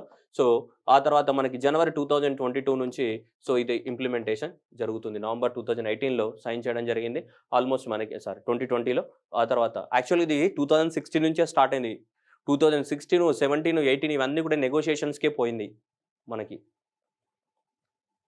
ఓకే, నెక్స్ట్ చైనా అనేది 2013 సంవత్సరంలో, అంటే మనం ఇంతవరకు చదువుతున్నటువంటి క్వాడ్ ఆర్గనైజేషన్ కానీ, ఇండో పసిఫిక్ ఫ్రేమ్వర్క్ కానీ, లేదంటే అంత I2U2 కానీ, లేదంటే RCEP కానీ, ఇవన్నీ RCEPలో మనం గుర్తుపెట్టుకోవాల్సిన ఇక్కడ పాయింట్ ఉందమ్మా, చాలా జాగ్రత్తగా గుర్తుపెట్టుకోవాలి. RCEPలో మనం చూస్తే చైనా ఉందా? డెఫినెట్లీ చైనా ఉంది. ఇప్పుడు చైనా అనేది RCEPలో మెంబర్. చైనా అనేది RCEPలో చాలా మెంబర్ ఉంది. ఇందులో RCEPలో జపాన్ ఉందా? ఉంది. న్యూజిలాండ్ ఉందా? ఉంది. సో చైనా అనేది RCEPలో మెంబర్. కానీ ఇప్పుడు ఇదే కంట్రీస్ తోటి ఇదే RCEPలో మెంబర్. కానీ ఇప్పుడు మనం కొత్తగా తీసుకురాబోతున్నటువంటి ఇండో పసిఫిక్ ఫ్రేమ్వర్క్ ఉంది కదా, ఈ ఇండో పసిఫిక్ ఫ్రేమ్వర్క్లో ఉందా? చూడండి, చైనా ఉందా? లేదు. ఇక్కడ చైనాను ఆమిట్ చేసాం మనం. చైనాని పక్కన పడేసాం. ఎందుకు? అదే కదా అమెరికా స్ట్రాటజీ, అది చైనాని కౌంటర్ చేయాలని ఈ కంట్రీస్ అన్నిట్లను క్లోజర్గా పెట్టుకుంటుంది. కానీ RCEPలో చైనా డామినెన్సే ఎక్కువ. ఈ RCEP ఏదైతే తీసుకొచ్చామో ఈ RCEPలో మొత్తం చైనా డామినెన్స్ ఎక్కువ ఉంది. ఇప్పుడు ఈ రెండింటి పోటాపోటీగా పనిచేస్తాయి అనమాట. దానికి RCEP versus Indo Pacific framework. Almost రెండిట్లలో దాంట్లో 14 కంట్రీస్, దీంట్లో 15 కంట్రీస్. దాంట్లో అమెరికా డామినెన్స్, ఇండియా డామినెన్స్, దీంట్లో చైనా డామినెన్స్. కొన్ని కామన్ కంట్రీస్ ఉన్నాయి. ఏ జపాన్ కానీ, ఆస్ట్రేలియా కానీ, సౌత్ కొరియా కానీ, ఇవన్నీ కామన్ కంట్రీస్ మనకి. కొన్ని ఆ బ్లాక్లో లేవు. మనకి RCEPలో ఇండియా లేదు, కానీ ఇండో పసిఫిక్ ఫ్రేమ్వర్క్లో ఇండియా ఉంది. ట్రాన్స్ పసిఫిక్ పార్ట్నర్షిప్లో లేదు. RCEPలో లేవు. అమెరికా లేదు, కానీ అమెరికా ఇండో పసిఫిక్ ఫ్రేమ్వర్క్లో ఉంది. సో కాబట్టి మనకి జాగ్రత్తగా అబ్జర్వ్ చేయాల్సిన అవసరం ఉంటుంది ఇవన్నీ కూడా. సో కాబట్టి ఇలా మనకి ఈ రీజియన్ తోటి మనకి అమెరికాకి సంబంధం లేదు కదా ఈ RCEP. సో ఈ RCEP అనేది ఇలా ఇంప్లిమెంటేషన్ చైనా డామినెన్స్ తోటి కొనసాగుతుంది. అలా 2013లో అసలు యాక్చువల్గా ఏంటంటే ఇక్కడ చూడండి మీరు, ఈ ప్రపంచం మొత్తాన్ని ఆక్యుపై చేయాలనే దాని ఒక కోరిక ఎవరిది? చైనా. ఎందుకు ప్రపంచ దేశాలన్నీ కూడా చైనాకి అంత కౌంటర్గా చేస్తున్నాయి అంటే, చైనా డెవలప్ అవ్వంగా ఎవరు అది అనట్లేదు, కానీ చైనా అనేది ఇల్లీగల్గా కొన్ని రూల్స్ని వైలేట్ చేసుకుంటూ ఎవరినంటే వాడిని తొక్కుకుంటూ పోతా అంటే కుదరదు. సో అందువల్ల చూడండి, ఇక్కడ ప్రపంచం అనేది చైనా అనేది మనకి 2013లో ఒక ప్రాజెక్ట్ స్టార్ట్ చేసింది. ఆ ప్రాజెక్ట్ పేరు ఏంటిదంటే ఇది అనమాట. మనకి ఏంటిది? The belt and the road initiative అంటాం. దీన్ని అఫీషియల్గా ఈ పేరుతో పిలుస్తారు. ఏంటిది? The silk road economic belt and the 21st century maritime silk road development strategy అని పెద్ద పేరుతో పిలుస్తారు. అందరికి ఎవరికి అర్థం కాదని సింపుల్గా ఇలా పేరు పెట్టారు. ఏమని? 1 belt 1 road or 1 belt or 1 road initiative ఎలా పెట్టుకున్నా ఓకే, 1 బెల్ట్ 1 రోడ్ ఇనిషియేటివ్ అని పెట్టారు. దాదాపు 2013లో స్టార్ట్ చేసి దాదాపు 70 కంట్రీస్ లోపల, డిఫరెంట్ ఆర్గనైజేషన్స్ లోపల రోడ్లను కట్టాలి, రైల్వే మార్గాలను వేయాలి, పైప్ లైన్లను వేయాలి, ఇంటర్నేషనల్ ఆర్గనైజేషన్స్ని ఎస్టాబ్లిష్మెంట్ చేయాలి, ప్రతి కంట్రీలో పోర్ట్లను దోచుకోవాలి, ప్రతి కంట్రీలో ఉన్న రిసోర్స్ని దోచుకోవాలి. అన్ని కంట్రీస్లలో తిష్ట వేయడానికి కోసం 2013లో చైనా ప్రెసిడెంట్ అయినటువంటి జీ జిన్పింగ్ దీన్ని స్టార్ట్ చేయడం జరిగింది. ఏది? 1 బెల్ట్ 1 రోడ్ ఇనిషియేటివ్. మనం చదివినటువంటి క్వాడ్ ఆర్గనైజేషన్ కానీ, మనం చదివినటువంటి I2U2 ఆర్గనైజేషన్ కానీ, ఇండో పసిఫిక్ ఫ్రేమ్వర్క్ కానీ, ఇవి G7 కంట్రీస్ తీసుకొచ్చినటువంటి గ్లోబల్ పార్ట్నర్షిప్ ఫర్ ద వాటి ఇన్ఫ్రాస్ట్రక్చర్ పార్ట్నర్షిప్ తీసుకొచ్చారు కదా ఈ G7 కంట్రీస్ అనేది. సో G7 కంట్రీస్ తీసుకొచ్చినటువంటి PGIP కానీ, ఇవన్నీ కూడా చైనా యొక్క దీన్ని కౌంటర్ చేయడానికి, దీన్ని 1 బెల్ట్ అండ్ 1 రోడ్ ఇనిషియేటివ్ ఉంది. ఎందుకంటే చైనాని దాదాపు ఒక 70 కంట్రీస్లో ఇన్వెస్ట్మెంట్ పెట్టి, అన్ని కంట్రీస్ 70 కంట్రీసే కాదు, డిఫరెంట్ ఇంటర్నేషనల్ ఆర్గనైజేషన్స్లో కూడా, సో డిఫరెంట్ ఇంటర్నేషనల్ ఆర్గనైజేషన్లో కూడా ఇన్వెస్ట్మెంట్ పెట్టేసి ప్రపంచాన్ని తన వైపుకి తిప్పుకోవాలనుకుంది. సో అందుకని చెప్పేసి ప్రపంచ దేశాలకు కొందరికి నచ్చదు ఆబ్వియస్లీగా. సో అలా నచ్చకపోవడం వల్ల మనకి చైనాని కౌంటర్ చేయడానికి కోసమే మనకి ఈ అన్ని ఆర్గనైజేషన్స్ అనేది తీసుకురావడం జరిగింది. ఆల్మోస్ట్ COVID-19 తర్వాత ఆల్మోస్ట్ చూసుకుంటే, అంతకుముందు చైనా యొక్క డామినెన్స్ అంతా ఉన్నా కానీ COVID-19 తర్వాత ఆల్మోస్ట్ అన్ని కంట్రీస్ చైనాను పూర్తిగా తొక్కి పడేసే ప్రయత్నమే చేస్తున్నాయి. ఎందుకంటే చైనా వల్లనే ప్రపంచం మొత్తం ఇదైందని చెప్పేసి అనుకుంటున్నారు. సో కాబట్టి COVID-19 తర్వాత ప్రతి ఒక్కరు పర్స్పెక్టివ్ అనేది టువర్డ్స్ చైనా అనేది మనకి చేంజ్ అవుతూ ఉంటుంది. ఈ మధ్యన బ్రిటన్లో ఎలక్షన్స్ జరుగుతూ ఉన్నాయి. అంటే ఎలక్షన్స్ కాదు, ఎలక్షన్ క్యాంపెయిన్స్, ఎవరు ప్రైమ్ మినిస్టర్ అవుతారని, లిస్ట్రో అవుతారా, లేదంటే మనకి రిషి సునాక్ అవుతారా, ఎవరైతారో వాళ్ళు కూడా మేజర్ ఇప్పుడు ఎలక్షన్స్లో బ్రిటన్లో జరుగుతున్నటువంటి ఆ ఎలక్షన్ క్యాంపెయిన్స్లలో మేజర్గా ఇప్పుడు చైనానే ఆయుధం అయిపోయింది. సో, చైనాకి ఎవరు ఎక్కువ కౌంటర్‌గా ఉంటే వాళ్ళకి ఎక్కువ ఓట్లు పడతాయని చైనాని ఎక్కువ మొత్తంలో కూడా ప్రచారం చేస్తా ఉన్నారు. సో, కాబట్టి ఇలా మనకి ఈ వన్ బెల్ట్ అనే వన్ రోడ్ ఇనిషియేటివ్ అనేది చైనా తీసుకొచ్చింది. సో, ఇది అన్ని దేశాలను ఆక్యుపై చేస్తుంది. దాన్ని కౌంటర్ చేయడానికి కోసమే చూడండి ఇప్పుడు ఆర్‌సీఈపీలో కూడా చైనా డామినెన్సే ఉంది. ఈ ఆర్‌సీఈపీలో మొత్తం కూడా చైనా డామినెన్సే ఉంది. ఈ ఆర్‌సీఈపీని చైనా డామినెన్స్ నుంచి తట్టుకోవడానికి కోసం మనకి ఈ పసిఫిక్ ఓషన్ అంతా కూడా మళ్ళీ ఒకసారి కంట్రోల్‌లో తెచ్చుకోవడానికి కోసం జో బిడెన్ ఆర్గనైజేషన్ ఇది స్టార్ట్ చేసింది. మరి అప్పుడున్నటువంటి వాళ్ళు బరాక్ ఒబామా ఇది స్టార్ట్ చేసాడు. డొనాల్డ్ ట్రంప్ వచ్చి తీసేసాడు టీపీపీని. ఇప్పుడు టీపీపీలో లేదు. ఈ టీపీపీలో ఈ 13 ఇవి ఆ 12 అమెరికా పోను. ఈ 11 కంట్రీసే దీన్ని ఫాలో అయితున్నాయి. వాళ్ళు సెపరేట్ అగ్రీమెంట్ రాసుకున్నారు. టీపీపీ అనేది. ఇలా ట్రాన్స్ పసిఫిక్ పార్ట్నర్‌షిప్. ఇది జీ7 వాళ్ళు కూడా ఇది global partnership for the infrastructure investment అనేది చైనాని కౌంటర్ చేయడానికి కోసం తీసుకొచ్చారు. జీ7 కంట్రీస్ కూడా తీసుకురావడం జరిగింది. ఐ2యూ2 గాని, మనకి క్వాడ్ ఆర్గనైజేషన్స్ గాని, ఇయన్నీ ఆర్గనైజేషన్స్ అన్నీ కూడా ఆల్‌మోస్ట్ చైనాని కౌంటర్ చేయడానికి ప్రపంచంలో ఉన్న పవర్‌ని బ్యాలెన్స్ చేయడానికి కోసం ఇవన్నీ తీసుకొచ్చారు. Okay. Thank you everyone and all the best.